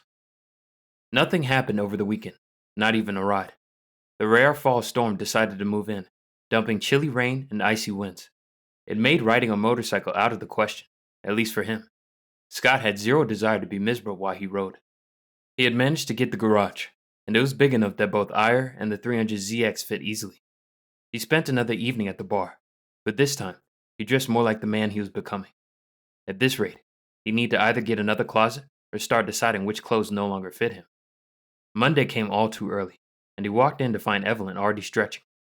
Scott searched his mind for something to say, but it was blank. Instead, he just changed and met her on the mat. Her mood was a reflection of his, quiet and focused. They barely spoke as they worked out, and then ran on the treadmills. He'd settled in at his desk, coffee in his hand, as he started going through emails. Scott froze as the one that caught his attention was from Fielding, with the subject of Emily. His heart and breath didn't start again until he'd read the email. Scott, as you know, we were forwarding all mail to your sister. They intercepted these letters. The marshals fingerprinted and scanned them, but other than the fact they were written, not printed, we didn't gather much information. They were mailed from a North Hollywood zip code, which tells us the person is in your vicinity. The writing utensil used is a number 3 pencil, which is sold by the thousands. The block writing was created using a ruler, which makes it extremely difficult to learn anything about the writer, other than maybe they have recognizable writing. Anything past that is conjecture and unuseful. I have attached copies of the letters for your perusal, but this confirmed it is directed directly at you, J. Fielding. With hands that shook more than he was comfortable with, Scott clicked on the attached images. The first one popped up, the block writing looking even more menacing in the huge format. He scaled down the picture to make reading it easier. You ran. Can't say I'm surprised. Oh well, maybe he'll lose you in a car accident too. Scott flinched at the way it was phrased. It could have read as a simple statement, but he felt it jab at him. Taking a deep breath, he clicked on the second one. I changed my mind. He needs to suffer. Now you can watch him suffer. Maybe it will balance the scales. As before, neither was signed, but the word he struck him as overly ominous, and he had to fight to keep his breathing regular. Screaming and raging wouldn't change anything, but he needed to call Emily. All too aware of Evelyn's eyes on him, he pulled out his phone and dialed her new number. Hey, Scott. She said on the first ring, and he sagged in relief. She sounded like herself. Morning. Figured I'd given you enough time to settle in. How's it going? Is the place nice? Megan? That much was true. He wanted to go help her, but being here was where he needed to be, to pull as much attention to himself as possible. I have to admit I might stay, even though I miss some aspects of California. Waking up to clear skies and no smog is really nice. The job is interesting, and they treat me better than the law firm ever did. Megan is starting to come out of her shell. That was something they had both worried about. She'd been adamant about moving, and didn't want to go back to school at all, to the point of refusing to even let her friends know she was moving. She'd been so tightly wound that getting more than one-word answers out of her was a chore. Oh, good. I was hoping. Yeah, I got her a therapist, and I think that is helping a lot. Then there's school. It's an interesting setup, lots of art and science, but she made a friend. Even came home after school one day to make sure she knew what she could and couldn't say. Good. So everything's okay? No calls? Nothing suspicious? Nothing to worry about? Scott, is there something I should know? Emily said, her good mood dropping. What? I can't call? You're out of the state. I can't call Dad. That still hurt in a way he avoided looking at. And I wanted to see how it was going. I get to worry about you. You also didn't answer the question. Emily sighed. We are fine. We vary our routes daily. Megan wouldn't go with anyone besides you or me. She's almost overly paranoid. But we are fine. I promise. We're staying on high alert for as long as it takes. Scott hung his head. That was so much easier to say than do. He knew this. But for now, they were fine. He'd take what he could get. Good. Call if you need anything. I just wanted you to know I was here. Scott, you've always been there. I've always known that. Didn't always make use of it, but I've known it. Now go. I have work to do, even if you don't. Fine. Give Megan a hug for me. They hung up, and he sat and stared at the walls, trying to see what they'd missed. What prompted that? Evelyn spoke, as she slid a fresh cup of coffee in front of him. Thanks. He wrapped his hand around the mug, letting it warm up his hands. It didn't touch the icy ball of fear that throbbed in the middle of his chest. Letters sent to Emily. Intercepted. Just wanted to make sure she was okay. Evelyn nodded. They say anything interesting? Rather than answering, he just turned his clunky monitor to her. She crouched down to read. Not the best news, but let's assess this. She specifically says, now you can watch him suffer, implying Emily is out of reach. What could make you suffer? It was a good question, and Scott focused on it as he sipped his coffee. I don't know. Mom and Dad were only kids, which is why they had two of us. One set of grandparents are dead. The other have always been low contact. I don't really have any best friends. I'm not dating, don't have pets. So other than attacking me directly, none of that really made sense. What would make him suffer? Evelyn said, as she focused on her tea. I hate to say this, but the only thing I could think of is hurting you. Like, permanently. What do you mean? Sever your spine, paraplegic, quadriplegic, something like that. Scott shuddered. Injuries like that were very rare. There were enough transform and pattern doctors that while your spine might get severed, it could usually be repaired. It might take months of physical therapy, but you were able to heal and get back to a mostly normal life.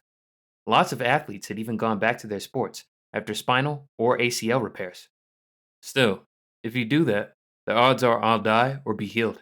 That doesn't seem guaranteed, he said, as he thought through those possibilities. And why are you assuming this person is sane? Evelyn grinned at him. I'm assuming they aren't, but so far, what we know that's been associated with them is permanent. And if I'm dead, I can't suffer. But that statement means they blame me for the mall and people dying. Scott couldn't keep a tone of resentment out. He tried so hard to make sure no one got hurt, but the collateral damage and the people besides the terrorists hit him with random fits of guilt. Scott, you did what you could, and better than most. We know the kids would be dead, and probably a lot more. If anything, I think the problem is the terrorists are dead. Evelyn had an odd note of compassion and derision in her voice. What do you mean? Scott shook himself, trying to disperse his foul mood. Think about it. If Markswell were still alive, this person would be focused on them, where their anger should be. But he was executed less than a week after his arrest, and kept on massive drugs the majority of the time prior to that. They have no one else to lash out at than the savior who didn't save whatever it is they lost. Evelyn set down her tea and turned to her computer. So, we wait and hope the marshals move faster than our stalker does. That doesn't make me feel better. So far, or at least as far as they've told me, they have no idea. Scott took another drink, ignoring the follow-up and paperwork that was waiting for him. Your point? All we can do is trust in the system. So get to work. And, do you have plans Friday evening? Her voice changed, and he glanced over at her, surprised. Friday? No. Book and veg. Was thinking of ride on Saturday, though. Why? She cleared her throat, avoiding looking at him. If not, do you want to get dinner with me and some other hunters? Scott froze. Define dinner and other hunters. She shrugged. We get newbies all the time, but only one in about 5 makes it through the first 3 months, so we don't invite them. But there's a standard dinner of hunters. 2 are active, Northern California, the other Sacramento. The rest are retired or did their draft service and got out. We meet once every other month. Just talk, nothing major. Scott cleared his throat. Just to clarify, not a date. This is me meeting others. He didn't want to be rude, but Evelyn really wasn't his type. He liked strong women, but not ones that didn't need him at all. Evelyn didn't need him, which was cool in a hunter partner, not in a girlfriend. His mind drifted to Tila for a minute, then pushed it aside. No way was he dating anyone until this situation had been put to bed. That is exactly what I didn't want you to think. At least you asked. She sounded exasperated. Not a date. Just a chance to get to meet the rest of the idiots that did this job, she snapped. They have been pushing me to ask, but I wanted to make sure you were ready. Now I think you are, and the distraction might be nice. Even if this person is crazy enough to come after you, who's stupid enough to come after a group of hunters at dinner? She had a smirk on her face at that. Let's hope no one. Sure. What time and where? 7:30. I'll send you the address. Dress casual. That ended the conversation, and they both went back to their own paperwork, but Scott couldn't suppress the excitement. He'd get to talk to other people. It had never sounded so nice. Chapter 38. Dinner Discussions. Scott pulled up to the restaurant. It was one of the ones with a beach view, a large deck, with lots of diners enjoying the mild fall weather. He parked his bike and opened up the saddlebags. After pulling out a dark suit jacket, he dropped his helmet, hair wrap, and leather jacket in, locking the bags. He pulled on the jacket over his dark green button-down and touched up his braids. His skill level in braiding was rising, but he still had issues getting the wrap off without pulling them out or off kilter, which made them look messier than he could handle. Once fixed, he walked in. Evelyn said they had reservations and to ask for the Hunter group. He was a few minutes early, but figured a drink wouldn't be a bad way to start. He walked up to the hostess. Evening. Scott Randolph for the Hunter party? The young woman, probably waiting to see if she emerged, paled and nodded. Right this way, sir. Scott followed her through the restaurant to the back deck, to his delight. He'd hoped they might be on the deck, but rather than the wide one with the mixture of people on it, she led him to the smaller private deck with a single table capable of seating about 8. There were 5 people there already, and he recognized 2. Evelyn, of course, was there in stonewashed jeans and a simple royal blue top that clung to her curves. She'd attract looks as she moved, but her hard gaze and smooth movement would have warned most men away. The other was the biker, Garrett Zane. He thought he remembered. The long beard had been combed and braided. Your party, sir, the hostess said, then scurried away. The others looked up, assessing him with cool eyes. Scott, glad you made it. Come on and grab a seat. Evelyn waved at the empty chairs. I'll do intros. Scott settled down, and Garrett handed him a beer from the bucket they had sitting in the middle. Nice to see you again, Zane said with a twist of his lips. Evelyn sighed. I hadn't realized Garrett was back in town. He's a bit of a nomad. Got a hold of him after he said you'd met him. I'm still surprised he showed up tonight. This is Thomas Walker from San Diego, and this is Reese Seward from San Fran. They're our actors. She pointed to a thin black man, about 6'3". Thomas had long dreads, a stubble of a beard, and a smile showing stained teeth that matched the aroma of smoke that surrounded him. Reese, on the other hand, was a beefy man with red wild hair and beard, pale skin, green eyes, and a dark look like you'd just stolen his favorite axe. Hey, Scott said, taking the beer. He popped off the cap with the opener sitting there. Evelyn continued to introduce people. Garrett, you know. He did this about a decade and got out. Garrett smiled. I ran like the wild hunt was after me, you mean? He said it with a chuckle, but there was enough darkness there that Scott gave him a second glance. Garrett shrugged. When you start to enjoy the hunt too much, start thinking you're old to kill, it's time to leave. There was a murmur of assent with that, and Scott understood what he meant. These other intelligent men, Evelyn said with a sarcastic tone, are Caleb Holland and Lane French. Caleb was dark-haired, with bushy beard and eyebrows, flushed cheeks, as if he was already ahead of them in drinks, and a smile that increased the contrast between him and Reese. Lane was short, barely 5'4", if Scott was right.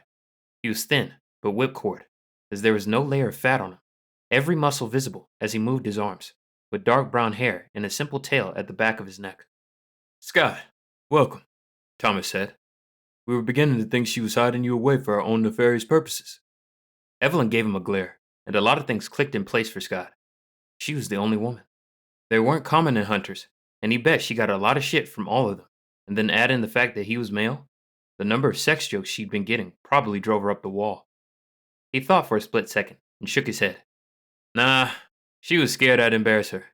Were you trying to live up to the image of Evelyn Crane? Well, let's just say when I started, I was about 20 pounds heavier. She darted her eyes toward him, but he swore for a split second he saw gratitude there. He exaggerates. He wasn't too bad. Did you hear why I pulled him out of his comfy draft job? Oh, you abandoned a 9-to-5 for this crap? Thomas said with a shake of his head in mock sadness. You're right. She was hiding you from us, mainly because she was worried the crazy was catching.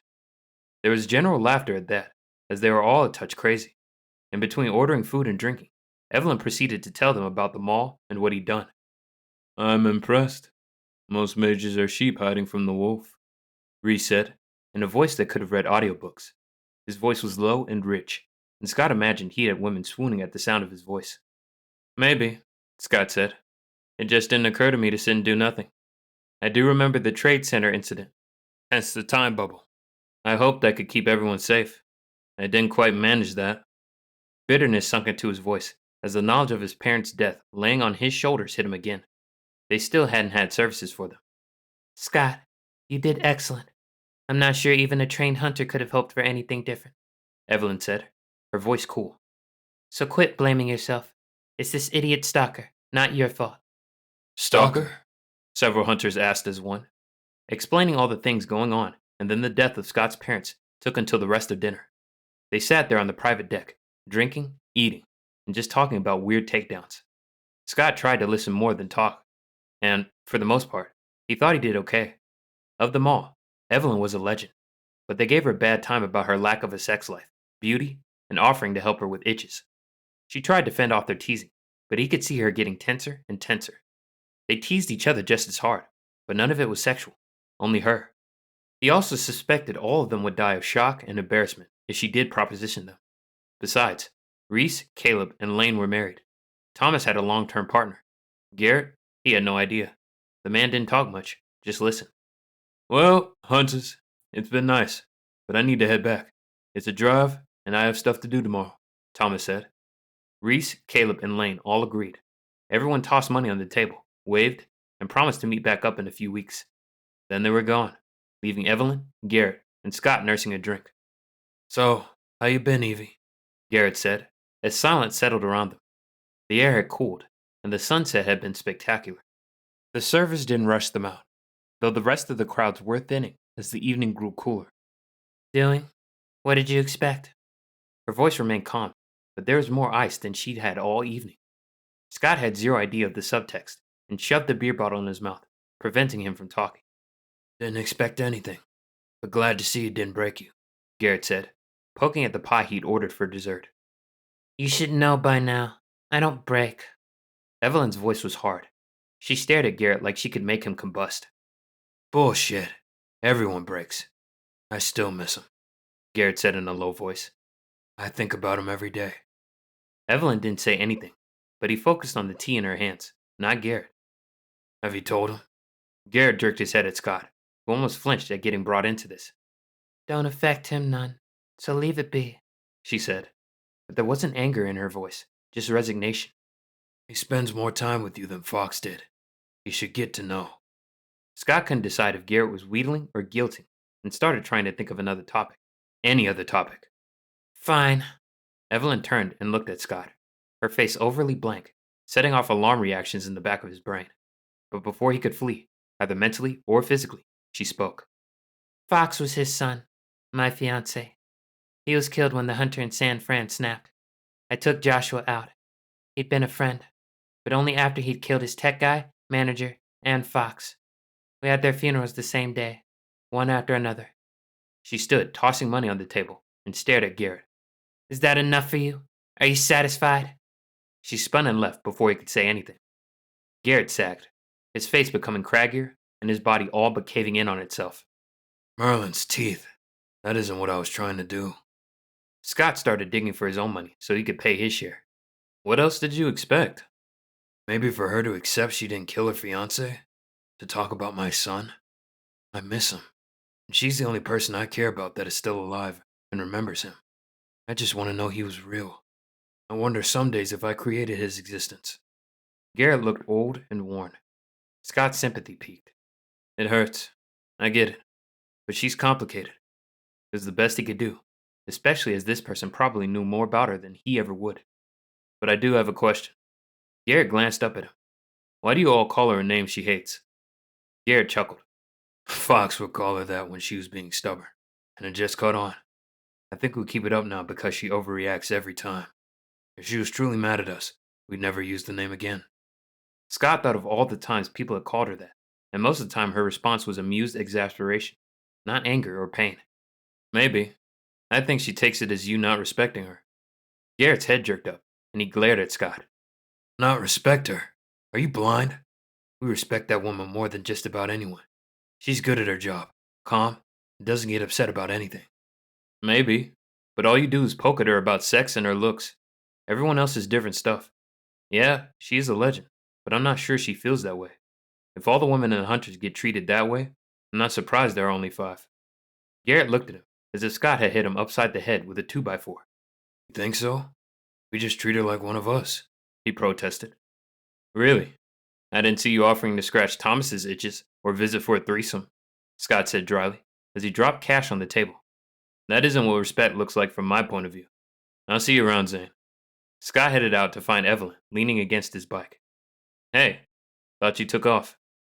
Wanted to say thanks for talking me up. Her eyes were dark, and her posture screaming frustration. You're a legend.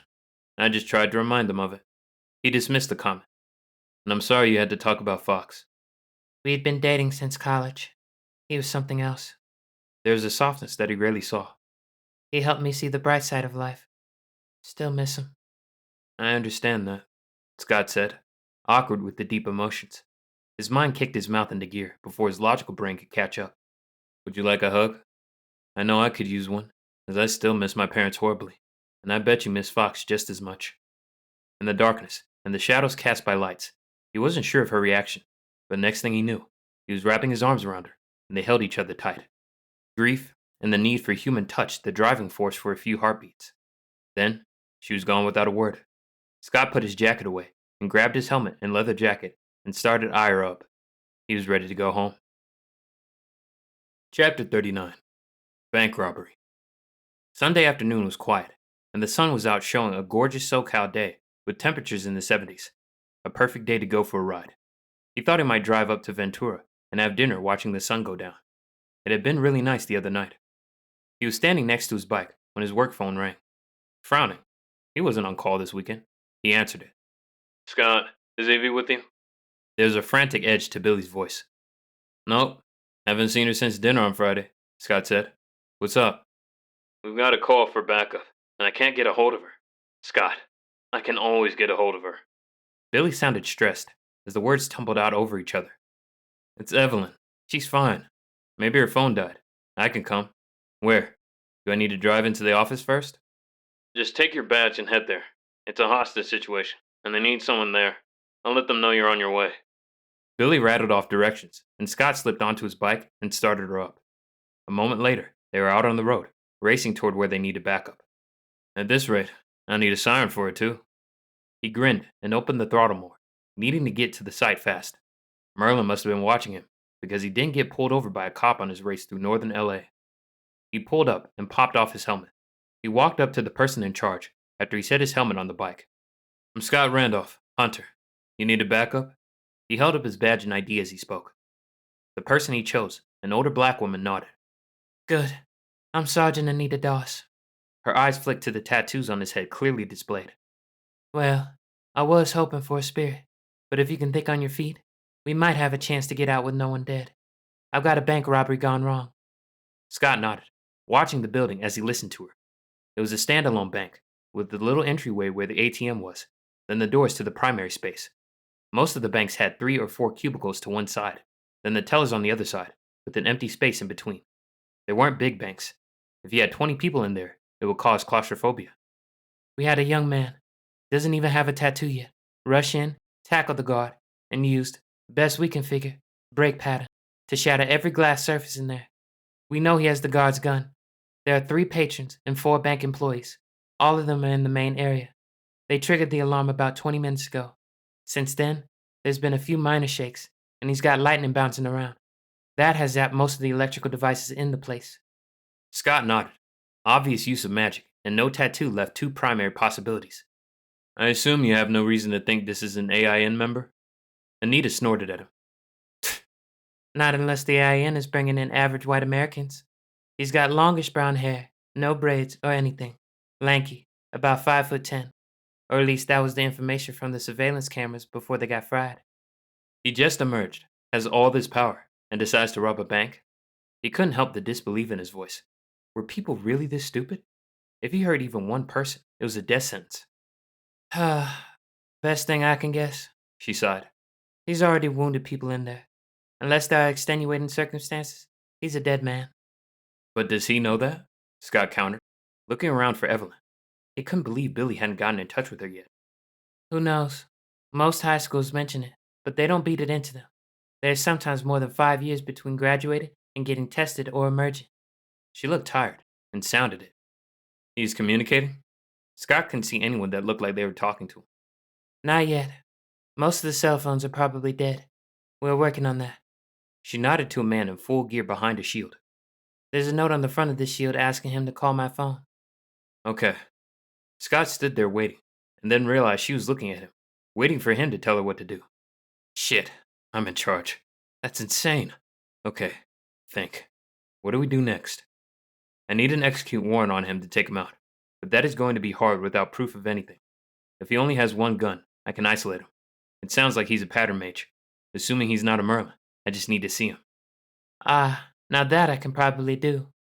She turned and looked around, her eyes landing on a man about Scott's height and build. Darren's, get over here and give him your vest and helmet. The man ran over and quickly pulled off both. Scott slipped them on. Now what?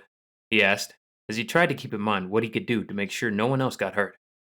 There's an angle from the side, near where the drive-through ATM is. She looked around again. Vickers, here now. Bring the shield. Another officer trotted over with the shield.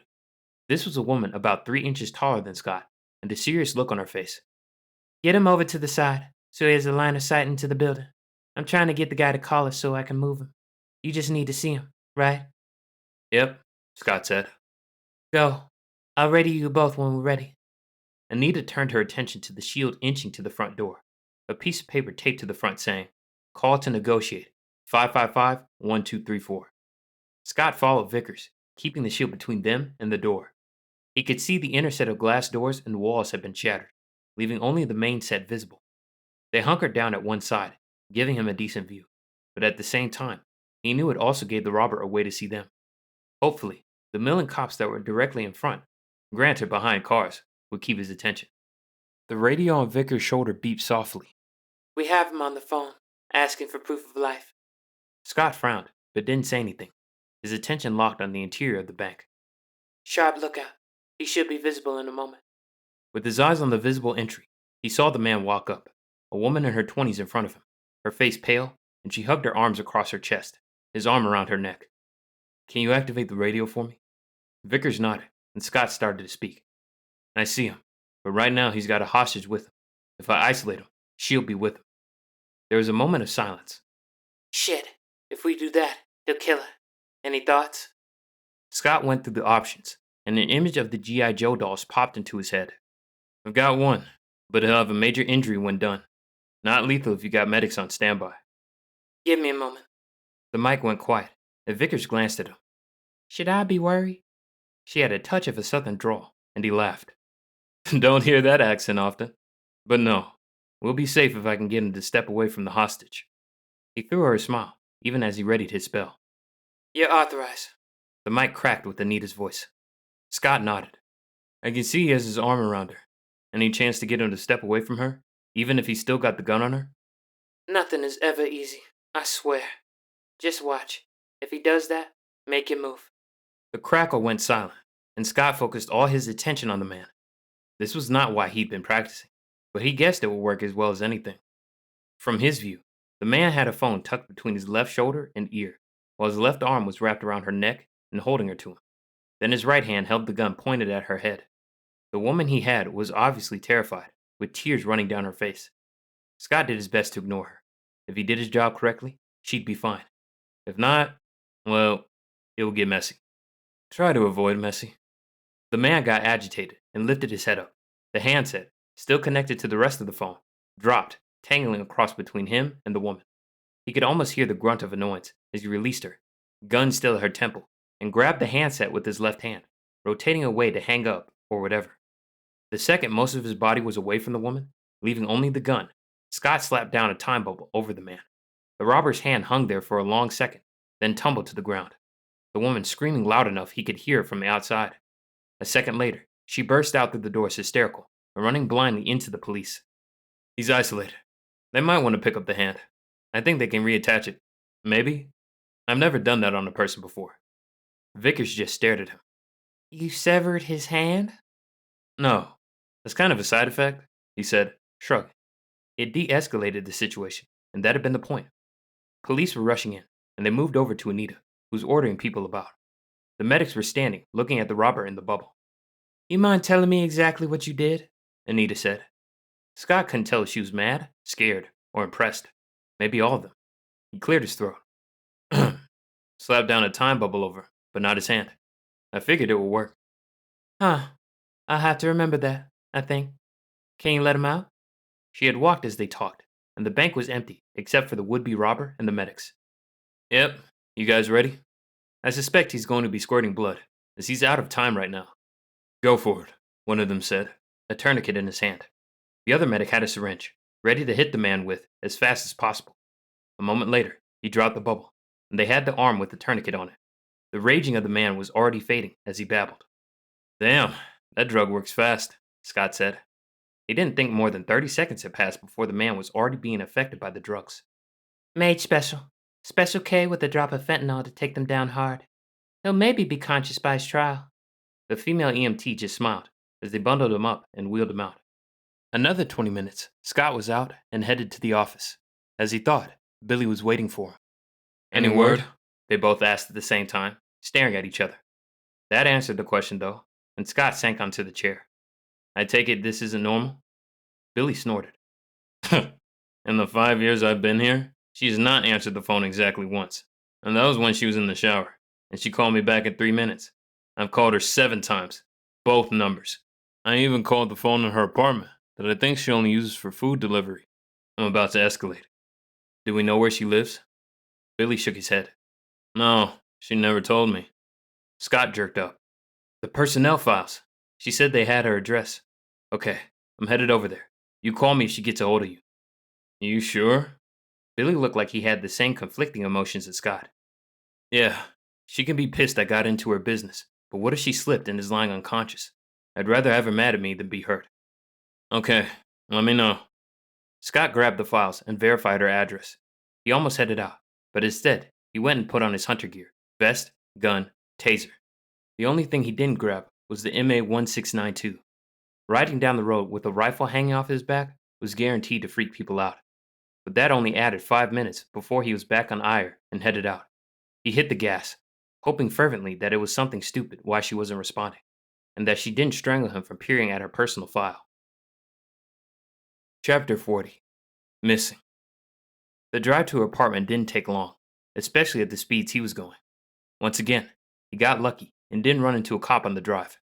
He pulled into a gated community, but the gates were propped open that let him drive right on in.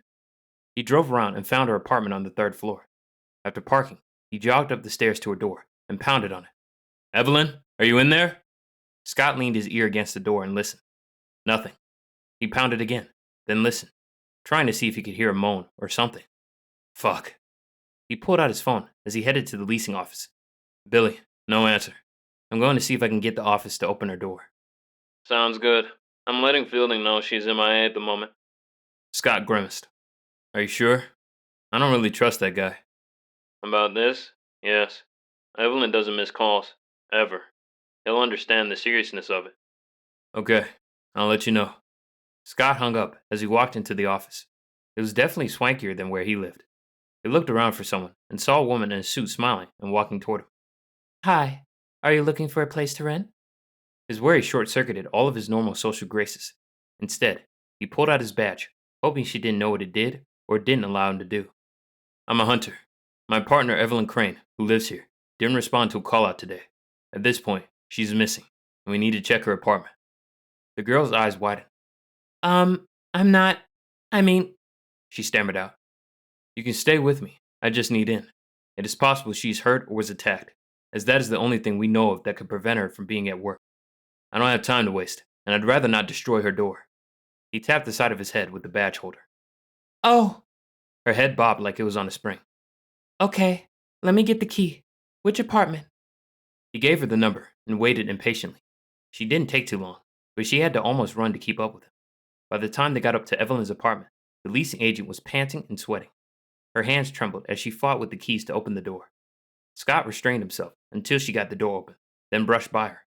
Evelyn's apartment had painted walls done in cool tones of blues and greens, with a recliner and a TV, but the large table with the puzzle on it was obviously where she spent most of her time. He walked through, noting the pictures on the walls, almost all landscapes, and the clean kitchen, bathroom, and then stuck his head into her bedroom. Here the color scheme was a light gray with bold accents of vibrant green. But what he noticed most was nothing knocked down or messed up. No signs of a struggle. And no Evelyn. Merlin's balls, he cussed, and turned to the leasing agent. Does she have a garage or a parking spot? A parking spot. They all do. It'll be over here. She took a moment to lock the door, then lead him down the stairs to the opposite side of the building.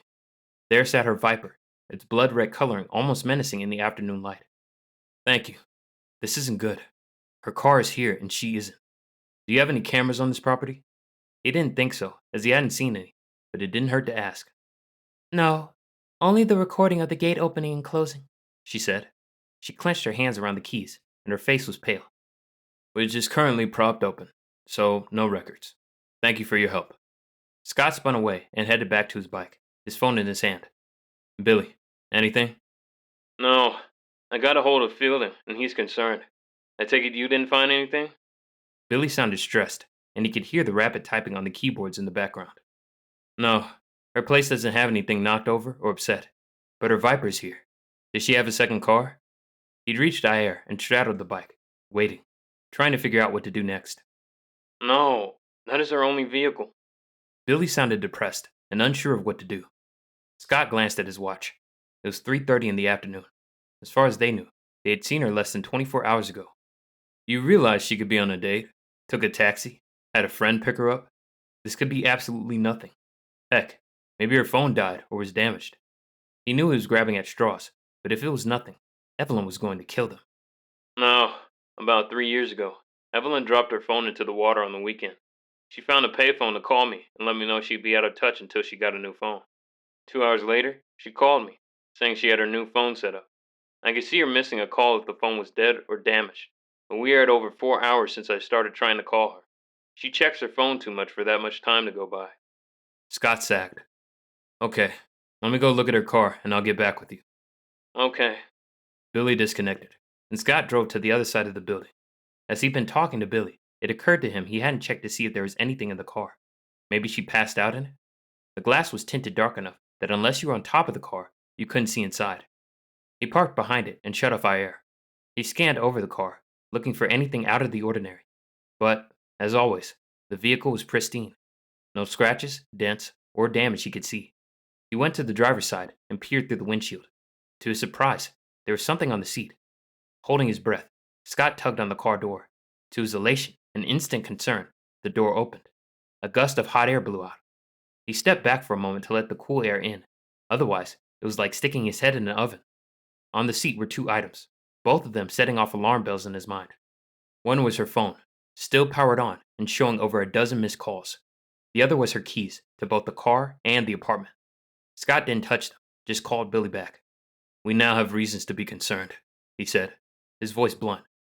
Why? What did you find? Billy talked so fast, Scott had to take a second to figure out what he said. Her phone and keys. The car is unlocked. Just saying the words created a frisson of worry that rippled through him. Evelyn never left her car unlocked, even at work. And to leave her keys and phone in here, that would not happen. There was the faint sound of cussing from Billy, but he must have moved his headset, as it wasn't clear what he said. But the tone came through crystal clear. It echoed Scott's reactions. Do I grab them? No, I'm calling Fielding and the cops. I want to get them fingerprinted, so don't touch anything else. Got it. Scott stepped back, leaving the door open. I've only touched the handle so far. Nothing else. Okay, I'll text you when I have some news. With that, Billy was gone, leaving Scott only with his thoughts. His mind was a chaotic maelstrom of emotions and fragmented thoughts. Did I cause this? Is she alive? Hurt? Want to call Dad and talk to him. Why is this happening? Is this where I should be? What else could I have done? Scott stood out in the sun, letting it bake him as he just looked at the car and found no answers to his questions. The occasional person drove by and stared at him, but he ignored everything, just waiting. It took about an hour, but he finally heard sirens. From the direction he'd come came a cop with a van and the word investigators spelled out on the side. He didn't move as the cop came up and verified the information, nor did he move as they processed the evidence in the car. That didn't finish until the sun was starting to set. Hunter, one of the techs said, do you want us to impound the car? We don't have any reason to believe there's any other evidence in there. The papers on the other seat were new and undisturbed. Evelyn had left a map and a receipt for getting her oil changed on the seat. Nothing that spiked any concerns, If anything, the map might have his fingerprints on it, so he'd given them his to be discounted if they found anything. No, leave it here. Can you lock it, though? Scott moved stiff muscles as he spoke. Will do. They should file the reports by the end of the day tomorrow, but I'll tell you we didn't find much. The text sounded apologetic, and Scott shrugged. That doesn't really surprise me. I mean, Magic CSI is popular. You'd think people would know how to avoid leaving evidence around. The tech snorted. You'd think. Still amazes me how often they do. Good luck. I hope she just went for a walk. Scott nodded as the tech left. They both knew that Evelyn hadn't done that. When the car was locked and everyone had left, Scott got on his bike and drove home, this time not pushing speed limits. The stairs to his apartment taunted him as he slowly climbed them, more focused on his internal thoughts. Where could she be? Did this have anything to do with the notes or the others? Everything in his mind came to an abrupt halt as he faced his door. There, taped to it, was a note. He longed to rip it off and read it, but he backed up, leaning against the wall that faced his door, and called Billy. Yeah? He sounded as exhausted as Scott felt. There's a note on my door. What? Wait, you didn't touch it, did you? No. Can you get them here? The same text would be great. They will see any resemblance. On it, Billy snapped out. Scott put down the phone and stared at the wall. He wanted all this to end. Who was doing all this, and why? Only 30 minutes this time, and the texts were there. Did you touch it? No, but I need to read it, ASAP. The text put on gloves, took lots of pictures, then carefully removed it, double-checking the tape for a fingerprint. Then they unfolded it, with Scott leaning over their shoulders. Miss her yet? You should. You, Scott Randolph. You caused all this. Everyone else is dead. So now you'll lose everyone. Maybe you'll kill yourself. No, I'd rather kill you. Find me. You have until 8 p.m. Then she'll be dead. She is where you took everything from me. Scott sucked in a breath and looked at his watch. It was already 6:30. He had an hour and a half to find her and stop all of this. Chapter 41. Strathome Mall. He was on the phone as he headed to Ire. Billy, shut up and listen. The note sender has Evelyn, and if I don't stop him, he's going to kill her. Wait, what? Tell me what it said. Scott rattled off the note again and fretted as he couldn't drive and talk on the phone. I don't have time. Just send cops to the mall. That is the only place it can be. Will do, but be careful. Screw that. I'm going to find her and stop whatever madman is doing this, Scott snapped and hung up.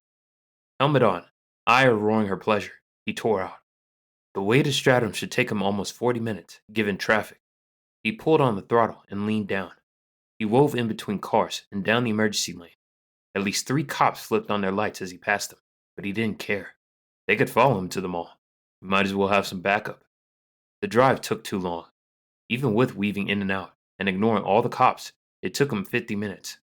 The mental countdown in his head was an ominous sound in time with his heartbeat. 70 minutes left. He made it to the mall alone. No cops able to keep up with him on the bike and his driving. Good. I don't have time to explain to them. He parked in front of the Strathome Mall. There were a few cars there, and as he stepped in, he took a minute to absorb the changes. The last time he'd seen this area, the 2 pillars in the food court were on the ground in a pile of rubble. The storefronts immediately across from it had their storefronts shattered. Dust had been everywhere, with tables and chairs strewn across the area like discarded toys. He forced down a shudder as he compared the two in his mind. Now it was clean, with all the glass repaired. They'd redone the food court area, removing the pillars completely and creating an art piece of wires that provided the structure needed. There was a new roof that let in more light than the other. It smelled still of paint and cleaning supplies. Even the hot dog smell hadn't erased it yet. But there were still multiple spaces with for lease signs up. Some had the plywood in front of them saying, "Coming soon." There were employees, customers, and everything looked normal. Except, as more people laid their eyes on him, they panicked and were leaving with alacrity. I don't need this attention, but I don't want to go in without gear and protection. Scott pivoted and headed towards Sears, the anchor store of the mall. He walked straight to the men's outerwear section. It took 10 precious minutes to find a coat big enough to cover him with his gear on, but yet still give him some freedom of movement, and not to be orange, pink, or neon green. Whatever happened to black, gray, or tan? But he grabbed one in a dark gray color and paid for it with the cashier looking like she was about to have a panic attack. Is there a rogue mage here? She stammered out. Don't know. That's what I'm hunting. Don't worry. I doubt they are in Sears, he said, trying to reassure her. As he walked out and headed to his left, he knew he'd failed when he heard the gate coming down. He glanced back to see the girl and a man in a suit pulling the gate down as fast as they could, and the other customers fleeing out the back. Scott shrugged and kept moving forward. Where would this idiot be? His time was running out, and since he didn't have an execute warrant, any cop had more jurisdiction than he did, which meant he needed to find Evelyn and end this before they arrived. Okay, think. There are stores in both directions, and she could be in any of them. But which? He looked down the hall. There were 2 stores on his left before he hit B. Dalton's, which sat at the end of this side. Esprit was up and doing business, and as he glanced inside, it seemed normal, with customers and everything else. Next to it had been a hot topic, but now it had a big sign of Spencer's coming soon. He glanced in, but could see all the way to the back, and didn't see anything. Across from him were 2 stores. They had been a Zales and a Claire's, but both had for lease signs in their windows. Scott crossed the hall, avoiding a kiosk selling mobiles, and peered in both windows. They looked empty, and he didn't see any reason to break in to double check. At least not yet. If he walked back there, he'd be doing it all the way. His watch beeped at him. 50 minutes remaining on the time. It wasn't that big of a mall. He had to be able to find her. This was taking too much time. His feet kept moving, even as he fussed at himself. I could pull the fire alarm? He knew exactly where they were, but if he did that, it would give it away that he was here. Not yet. The route he was following would put him near the one by the restrooms, which was right next to Sears. He kept watching his eyes roving over all the food places. Huh, they're adding an Orange Julius. Now I'm jealous. One half of the mall had been checked, and he paced to the other side, ignoring the people arguing at the Sears entrance, which was now closed and dark. How badly did I scare them? Another question to file away for later, as well as what his rights would be, but it didn't matter. Finding Evelyn did. He passed the entrance he came in and the glamour shot studio. The Limited 2 was gone, just an empty dark space with a sign taped to the glass. He glanced ahead and saw the Bath and Body Works store, which was busy as always. Slowly, he pivoted and stared at the last 2 stores. One, right next to Sears, was a GameStop. It was open, but relatively empty. The other, sandwiched between the hall to the restrooms and Bath and Body Works, had plywood covering the front with a coming soon sign. It had been a Sam Goodies. Now it didn't say what was going to be there, just coming soon. Scott wanted to take his gun out, rush in, but all that would do would be to get people killed. Instead, he wandered down the hall to the restrooms and paid attention for the first time. 2 doors to bathrooms, one labeled cleaning, and one near the back with no label at all, just a locked door. A quick tug assured him it was locked, but that he could deal with it. He focused on entropy and pushed down on the handle. Hard. It took a long 2 minutes, but after a good inch of hair, the lock crumbled and the door pulled open. He stepped in to see a hallway with a door to his left and one ahead. If he was right, the one at the end of the hall was the employee access to Bath and Body Works. That meant the second one to his left had to be the boarded up store. Scott stood in the hall and listened, but all he could hear was the sound of his own breathing, which told him nothing, except he was breathing too fast. Shaking his head, he moved forward to the other door. He stood looking at the lock and handle. This was all going to go wrong. He just knew it. If he got Evelyn killed, she'd haunt him for all eternity. He pressed against the handle, ready to dissolve the lock if needed, but it pushed down, and the door was pulled open with a slight creak. Now he drew his gun. There was no telling what he'd find inside. He dropped the coat on the ground. Anything that restricted his movement would be dangerous. Gun in hand, he pulled the door open wider, cringing at every creak, and he slipped in. The door shut behind him with a quiet snick. An empty back room greeted him, the darkness oppressive and menacing. Still, he didn't move, waiting for his eyes to acclimate. Standing here put him at risk, but he was pretty sure he'd hear anyone moving toward him, so he just stood there. Eventually, the darkness became a dim gray, and he could make out the racks and shelves to each side, a set of lockers, and a small table. There were old CD clamshells on the ground, some wire stands, and lots of paper. He'd have to move cautiously to not step on things. One more calming breath, and Scott moved into the area, choosing each step with caution as he stepped through. It took too long, and he ached to look at his watch, but that would distract him even more. If this was the wrong place, he'd be back to the beginning. Or the entire thing is a trap, and Evelyn was already dead. No, he couldn't afford to think like that right now. He had to work off the assumption she was alive, and he'd made it here in time. 5 more steps, a turn, then 4 more steps, each one slow and cautious. Then he peered out into the store. Scott's heart did a double thump as he saw Evelyn tied to a chair in the middle of the trash retail space. The first thump was because he'd found her. The second, because anything he did would get her killed. Chapter 42.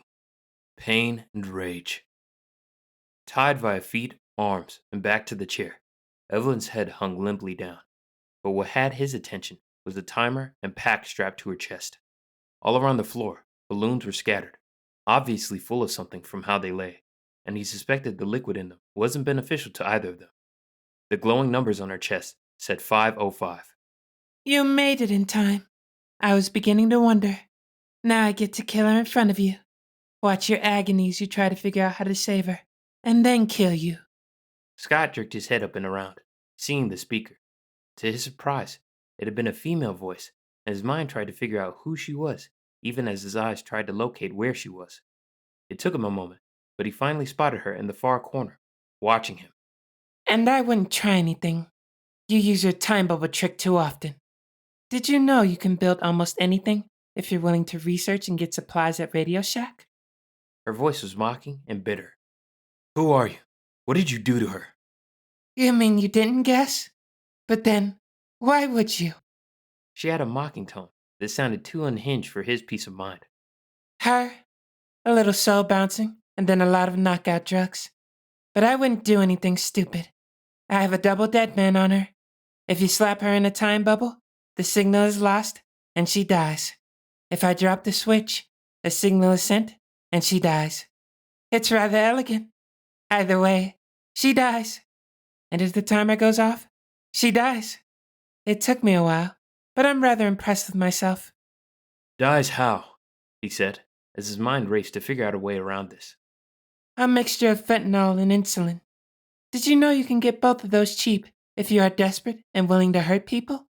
It's amazing what you can figure out if you're willing to go the distance. And I have nothing to lose, because you took it all from me. The last words were said in a snarl. So, no time bubble.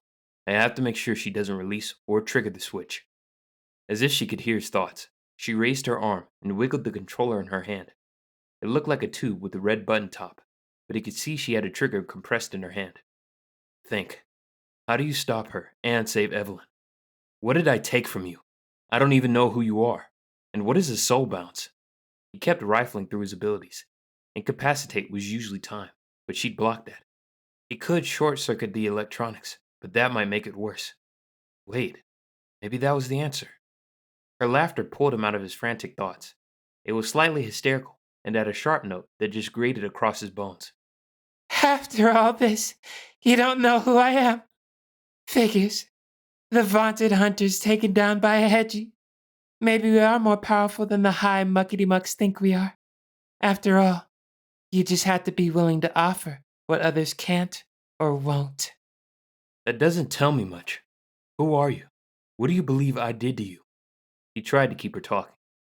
She lunged forward a step, but stopped before she got to the balloons that coated the floor. Belief? There is no belief. You did it. But I'll outline it for you. Her voice got even colder, and her eyes burned into him like lasers. You let my son die in front of his father. His father who had taken him to the mall to buy stuff for his first day at a new school. His father who had to come home and tell his wife that their son was dead. Their eldest child. Then I, the wife, if you haven't figured it out, poured over every article, all the people that lived. And you, the one who couldn't sit still until they got what they wanted and let everyone else go. Her head dropped back, and he saw hair touching the edge of her butt, something that caught and pulled at him, but she wasn't done talking. Her head snapped back up, and even in the dim lights, he could see the rage in her eyes, glittering behind tears. I tried to let go. I did. A few letters with threats that didn't mean anything. Then my child died in my womb. Those words were a slap in his face, the grief so powerful. My husband broke and crawled into the bottle permanently. I was told the child was dead. Not much to do but let it pass naturally.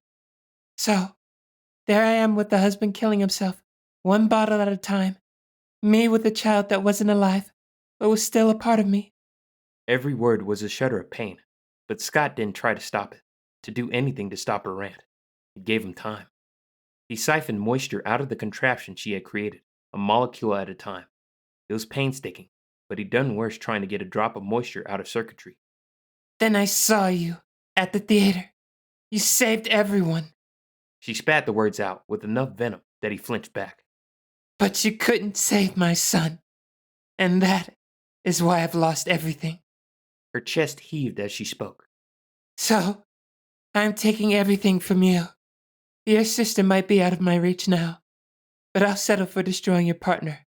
And then you. The smile on her face trembled as tears ran down her face. So, you killed the others? Made the parents kill themselves?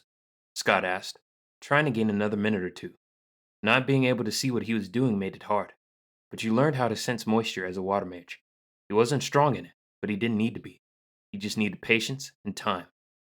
It was easy. Everyone has pressure points. Well, I used to. They're all as good as dead now. Her voice had a mocking tone that carried an ache in it he couldn't begin to understand. Scott went through the amount of magic she'd used. Every magic user was different, but for a Hedgie, just heating a cup of water could use up an inch of hair. What she'd been able to accomplish made 0 sense. How? As you've admitted, you're a Hedgie. They don't have powerful enough magic for you to do all this and not be bald. He siphoned the last bits of water out and crossed his fingers that he'd made the right choice. The smile that crossed her face would have done the villain from any storybook justice. He was torn between flinching away and wanting to hold her. Did you know that if your child is still in you, magic says it's yours? Magic is so hungry and finds the offering of that, which could have been a new life, worth so very, very much. It took a minute for Scott to realize magic had taken offerings from the dead child. When it registered, he took a step back. Oh, Merlin, I am so sorry. I can't imagine what you've gone through. She laughed again. It's done. Nothing can change it now. At least I'll get vengeance. She looked at her hand. Yes, it is done. With a flick of her wrist, the trigger fell, and Scott held his breath, watching Evelyn. Did I do it right? If I didn't, what do I do? There was a click at the device on her chest, but Evelyn didn't move, her head still hanging limply. Both of them watched, waiting for something, but all he could hear was the nasally sound of her breathing. Why isn't she dead? She should be dead like everyone else. She yelled. Her face trembled with rage. What did you do? Scott kept one eye on the woman and the other on Evelyn. Did it work? Fine. I can just kill you both. Much less fun this way, but fine. She turned and unhooked a rope from the wall. With a jangling sound, a bunch of broken glass fell from the ceiling and started rupturing the balloons. Scott took his eyes off her to figure out the balloons. When the pop liquid started oozing out, then when multiple started having their contents mix, gas formed. It only took a whiff for him to recognize chloramine, what you got when you mixed ammonia and bleach. Her cackle was still ringing in the room as he tried to think about what to do. There wasn't much option. He threw a time bubble up around Evelyn, hoping desperately she was going to be okay. And then he backed out of the room and raced around to the front. There were 2 issues. One was the gas leaking out into the mall, and 2, where did she go? By the time he got to the front, he could smell the gas leaking out of the room, and he couldn't see the woman anywhere, though he'd never gotten a really clear look at her. Shit.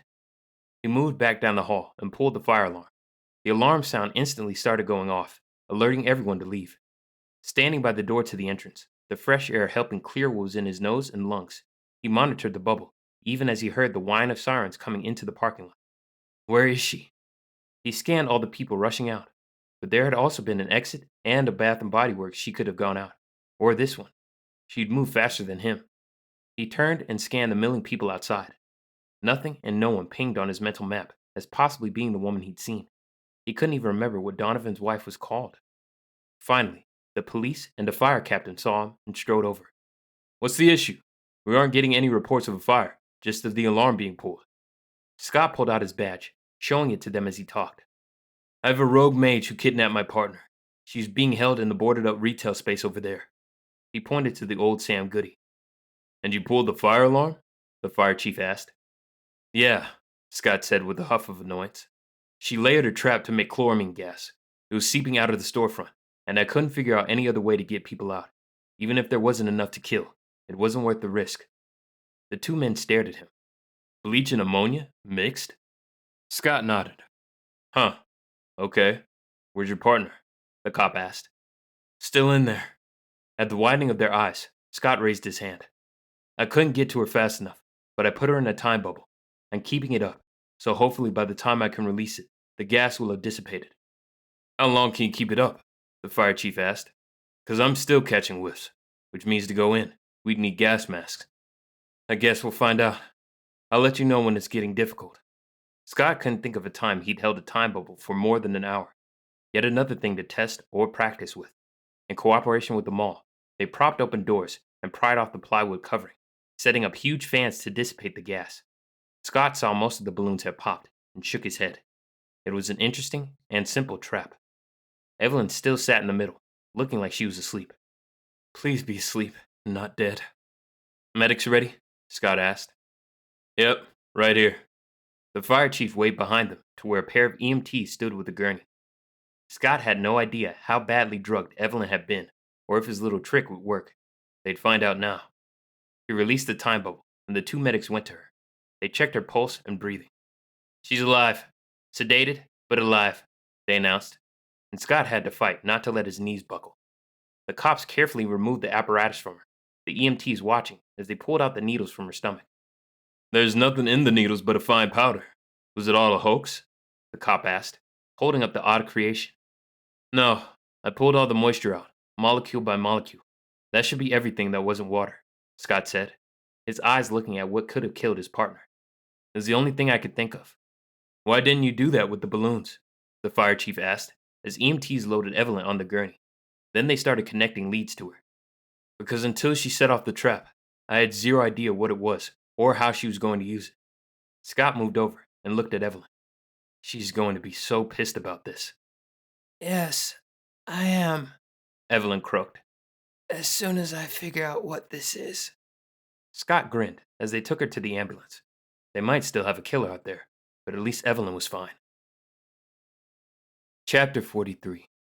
Post-mortem. Evelyn was in the hospital overnight for monitoring, but none of the overpowered drugs had been injected, and the next day she was at the office, looking none the worse for her ordeal. All of them were there, including Fielding. They gathered in their office room, Scott and Evelyn at their desks, Billy and Jim in the extra chairs. I really don't remember much. I had gotten out of my car, and a woman called my name, and then Payne. The next thing I remember was you saying I was going to be pissed. You were accurate. How did she take me out? Scott shrugged. She said something about a soul bounce, but I've never heard of it.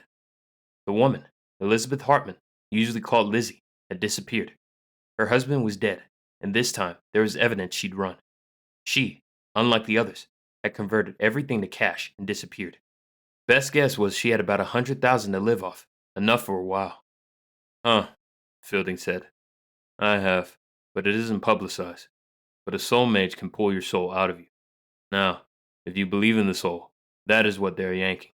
If you don't, it's basically yanking all the bioelectrics from you and then releasing them to bounce back into you.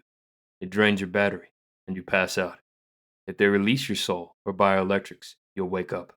Otherwise, you're dead. Ah, and she prevented that by drugging me. Interesting trick, Evelyn said slowly. Yep. No, this isn't something people talk about often, as it's in some ways scarier than the KO, Jim said in a warning tone. But otherwise, are you okay, Evelyn? He peered at her with a serious look. Yep, they gave me a clean bill of health, She assured everyone. The doctors did say that the syringes would have killed me, but you pulling out the moisture prevented it. I left the dry powder that couldn't go through the needles. So yeah, it was close. I owe you my life, Scott. Scott nodded, overwhelmed. Definitely not what I expected from this job. Do we have any more information on Lizzie? Not really. Our experts say she's experienced a psychotic break. Most likely too much stress. And then the discovery about using the dead fetus inside her? Jim shuddered. I'm not sure I'd be sane after that either. Billy spoke up. There is an APB out for her, but no warrant, as there hasn't been a trial yet. We aren't authorized to hunt her, but it doesn't mean I can't stay on the lookout for any information about her. Everyone fell silent for a minute when Jim cleared his throat. Okay then, I might as well share the next bit of news. All eyes switched over to him, and Scott frowned, worry spiking in his chest. Is he going to fire Evelyn? I'm retiring next month. And Evelyn, I'm pleased to say we have selected you as my replacement. It took a minute for the words to register, and then Billy let out a whoop. You did it! First woman to run a region. Way to go, Evie. Evelyn looked stunned. What? I thought after the questions you asked Scott, I was going to be investigated. Scott nodded his head too, confused by the change. No, that was the last test, to see if your people could trust you enough to go talk to you. And he did, almost immediately. I wanted to know how you got along with others, and that was a wonderful test. Scott narrowed his eyes. How did you know I talked with her? Billy sheepishly raised his hand. That would be me. Jim explained everything before I would tell him, though. I knew you were up for it, but last time I talked to him, it was still undecided. Billy gave Jim a glare out of the corner of his eyes. Scott pondered over that for a minute, then nodded. I guess if he told me the truth, I'd also have told her. Well, great. So what happens next? Who's my trainer? All you, Evelyn, Jim said with a grin, leaning back in his chair. Yes, I suppose it is. She turned to face Scott. You don't get one. His throat locked up as she looked at him. Shit. How do you get a new job when you're still in the draft? You're no longer a trainee. Congrats. You now get this territory to manage, she said with a straight face. And I'm still your boss. He blinked at her. Really? On my own? The idea was terrifying and awesome at the same time. Yes, you've learned well, and you are very good at thinking on your feet. I'll still be around, and I'll take over Fielding's office, though I'll be here more than he was. She smirked at all of them, but Scott just nodded, hiding a smile. Jim shrugged. This office didn't need me. A few of the others are less self-directing, shall we say? We'll see, Evelyn responded with an arched eyebrow. Scott settled back and listened to them talk about transitions, but he couldn't get rid of the image of Lizzie laughing as she cried. Do you think she's still going to hurt people? Lizzie, I mean, Scott clarified when they turned to look at him. Maybe. Mage or not, she's had a lot of blows in the last few months, Evelyn said slowly. I'm more worried about a hedge mage using magic so much and not having it show. We always dismiss the hedgies. They aren't required to get tattoos, and the majority of the populace just treat them as if their powers are so minor, they're useless as a mage. She isn't, and she's angry. That anger concerns me. Evelyn fell silent, her brows creased. I don't know, but I'll help out if we ever figure it out. A ping on Scott's computer signaled a new email coming in, and he glanced at the clock. Usually, the regular emails were all in his box by 8 a.m., and it wasn't an email address he handed out to people, much less used to sign up for anything. The subject said hi, and nothing else. Tuning at the babble, Scott clicked on it and started reading it. Scott, I'm sure you're hard at work looking for me, and I hope you have fun with that. I've realized I've spent my life in the chains other people created. It's so much more fun to do what I want, when I want. Might makes right, and all that jazz. I guess we're all sheep, huh? Not anymore. I'll be back someday. But for now, I think I'm going to see exactly what I can do when I'm invisible. Confused about what I mean? Don't worry about it. Give your sister my love. Until then, TTFN, Lizzie. The sender was everyonedies at AOL.com. Everyone, Scott called out once he'd read it. You're going to want to hear this. He read aloud what she had written, then looked up to the three gathered there. Thoughts? Jim shrugged. Send it to me and I'll attach it to your case. But don't know what else we can do. She's right, though, Evelyn said, frowning. About what? Scott reread the email, unsure what Evelyn was referring to. Being invisible. All the men stared at her, and she sighed. She's got no tattoos, is over 30, and the last picture we had of her shows her as being overweight, frumpy even. Most people will let their eyes slide over her. She isn't pretty enough to garner male attention. No tattoo means she's powerless, and old means she's worthless. Evelyn shook her head. I can't say I approve of what she's doing. but I understand it. I just hope she doesn't leave a path of bodies in her wake. Scott shook his head and forwarded the email. He felt sorry for her, but that didn't justify what she'd done. He made a note to follow up with Emily and send her pics of the woman, just in case. But somehow, he knew it would be a while before he saw her again, but she would be back in his life at some point. Is this the life I want? The thought turned over and over in his head as he watched the excitement in Evelyn's eyes at a new challenge and then looked around the office that would soon be his. Yeah, he wanted this. Now to see where it would take him. With a smile, Scott joined in on the conversation and accepted the fact that he enjoyed this job. Epilogue. Scott leaned back, the beer in his hand, as he looked at Corey and her family. Carillion was laying in the grass with Keesis, as Sitlali had sprawled out on the lounge. And there you have it. The real story behind the Strathome Mall takedown, and not the crazy bullshit the film producers made, as well as my first few months on the job. I told you it wasn't as awesome as they made it sound. Joe laughed. Only you would make hunting down killers seem like an after the fact. She leaned her head against Sable's shoulder. What happened to Evelyn? Corey asked. Her feet were tucked under Carolyn's back, and Scott couldn't help but glance at her temple. Her lack of a tattoo still threw him off. Everyone had them now, except her. She had a special license that exempted her, because if she wasn't around locals, it freaked people out. We became friends. She died, about 5 years ago, in her 80s, about the time I quit supervising BAM. They were becoming a younger group of mages, and I just didn't have the energy to deal with them anymore. Dolly leaned against his leg, her tail wagging. Plus, this girl found the memories a bit much. Sad. No sad. This happier. She agreed in a short staccato of words. Did you ever catch up with Lizzie? Asked Jazz. She and Maine, both in second grade now, had hung on every word. Yeah, did you catch her? Echoed Maine. Scott took a long draw of his beer, a strange expression on his face. I guess you could say that. It took about a decade, but eventually she was verified to have died. His face remained passive, but he caught the looks from most of the women and knew that wasn't going to be enough. Spill, Randolph. You know you want to tell us. Sitlali said with a grin. His mind compared her to another woman, and, as always, other people came up short. I'm not drunk enough to tell you that story right now. Maybe another time.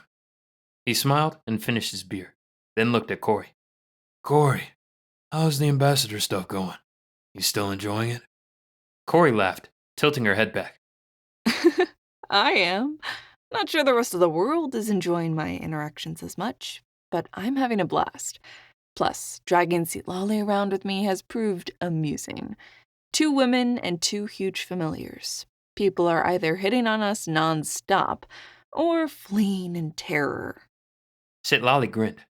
I'm fine with the hitting on me. It snagged me some interesting... She paused and glanced at the 2 kids who were taking in everything. She cleared her throat.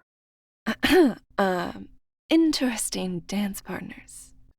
The adults all laughed, Scott included. They were a great group of friends. Too bad Shay and Sloan hadn't been able to make it today. They would have loved this.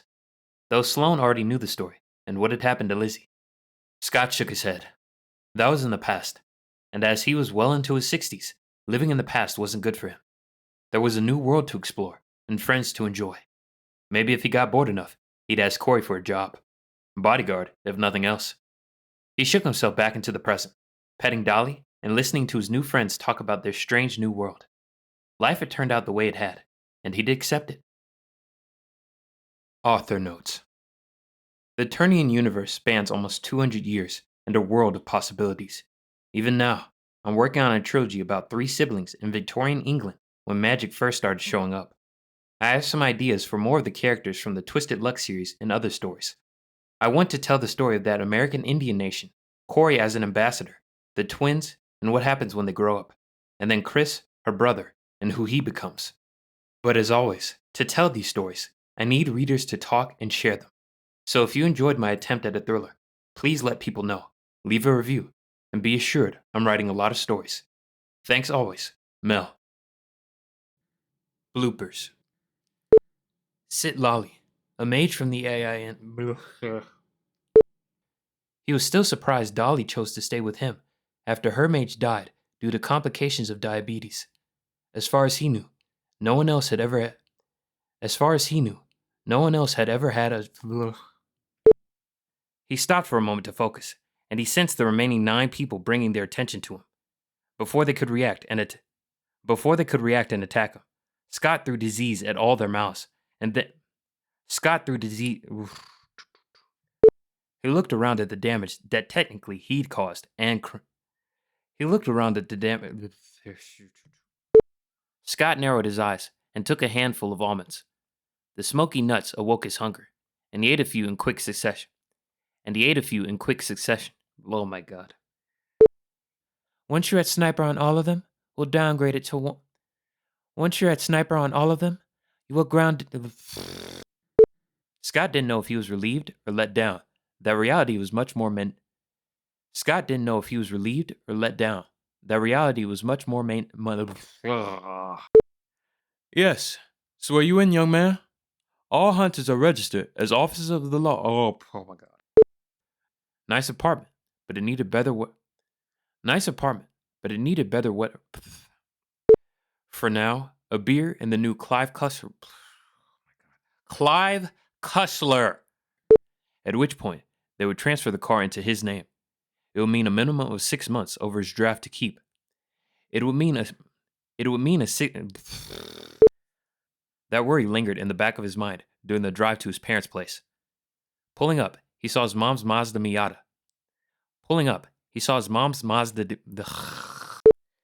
He glanced up at Billy and Evelyn, unsure what he should say. No! Any failure then lays at the feet of the It boils down to, I'm not supposed to look at this. He shrugged, moving the mouse. It could be nothing, but just be aware, okay? There isn't a court case, so it's hard for my coworkers to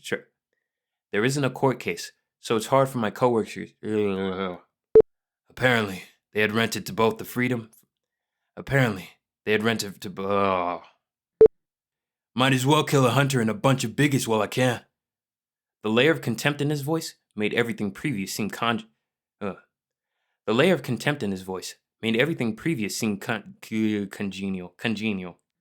With a smirk, Scott slammed a stop. Lex paused, and Scott could almost hear him gathering his thoughts. After a minute, Lex continued. That first set sounded like someone venting, and the randomness of them pointed to a dim. And they are still interviewing the people involved. But I'll tell you they won't put to. Did you break the rules? Sir? The lieutenant's voice interrupted his inspection. Scott cleared his throat twice before he could make his voice. What are you two talk? Scott took a deep breath and pulled up one of the. What? They had frequent stops, and at the first one, she bought a disposable camera, and at every stop, took pictures of all the cars' license plates that were there when they were ready to leave. Scott knew. But it won't change anything. And if my parents' death are part of this whole note thing, then I'd rather focus on that and work. Anything else would just have me go. Ugh. Scott was there almost 2 hours and walked out with over $1,000 put on his card. But he had carriers on either side of the bike now. A jacket that tickled all his body. Wow. I mean, one of the people in there was a UPS driver. For all I know, someone on his route didn't get a package. They were desperately awaiting. With hands that shook more than he was comfortable with, Scott clicked on the attached images. The first one popped up, the block writing looking even. They weren't common in hunters, and he bet she got a lot of shit from all of them. And then add in the fact that he was a male, the number of sex jokes she'd probably been getting. He almost headed out, but instead, he went and put on his hunter gear, vest, gun, taser. The only thing he didn't grab was the MA1. One, right next to Sears, was a GameStop. It was open, but relatively empty.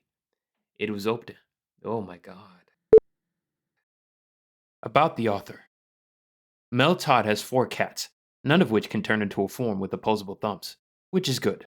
If they could do that, they wouldn't need her anymore. Writing and trying to start her empire, she decided creating her own worlds was less work than ruling this one.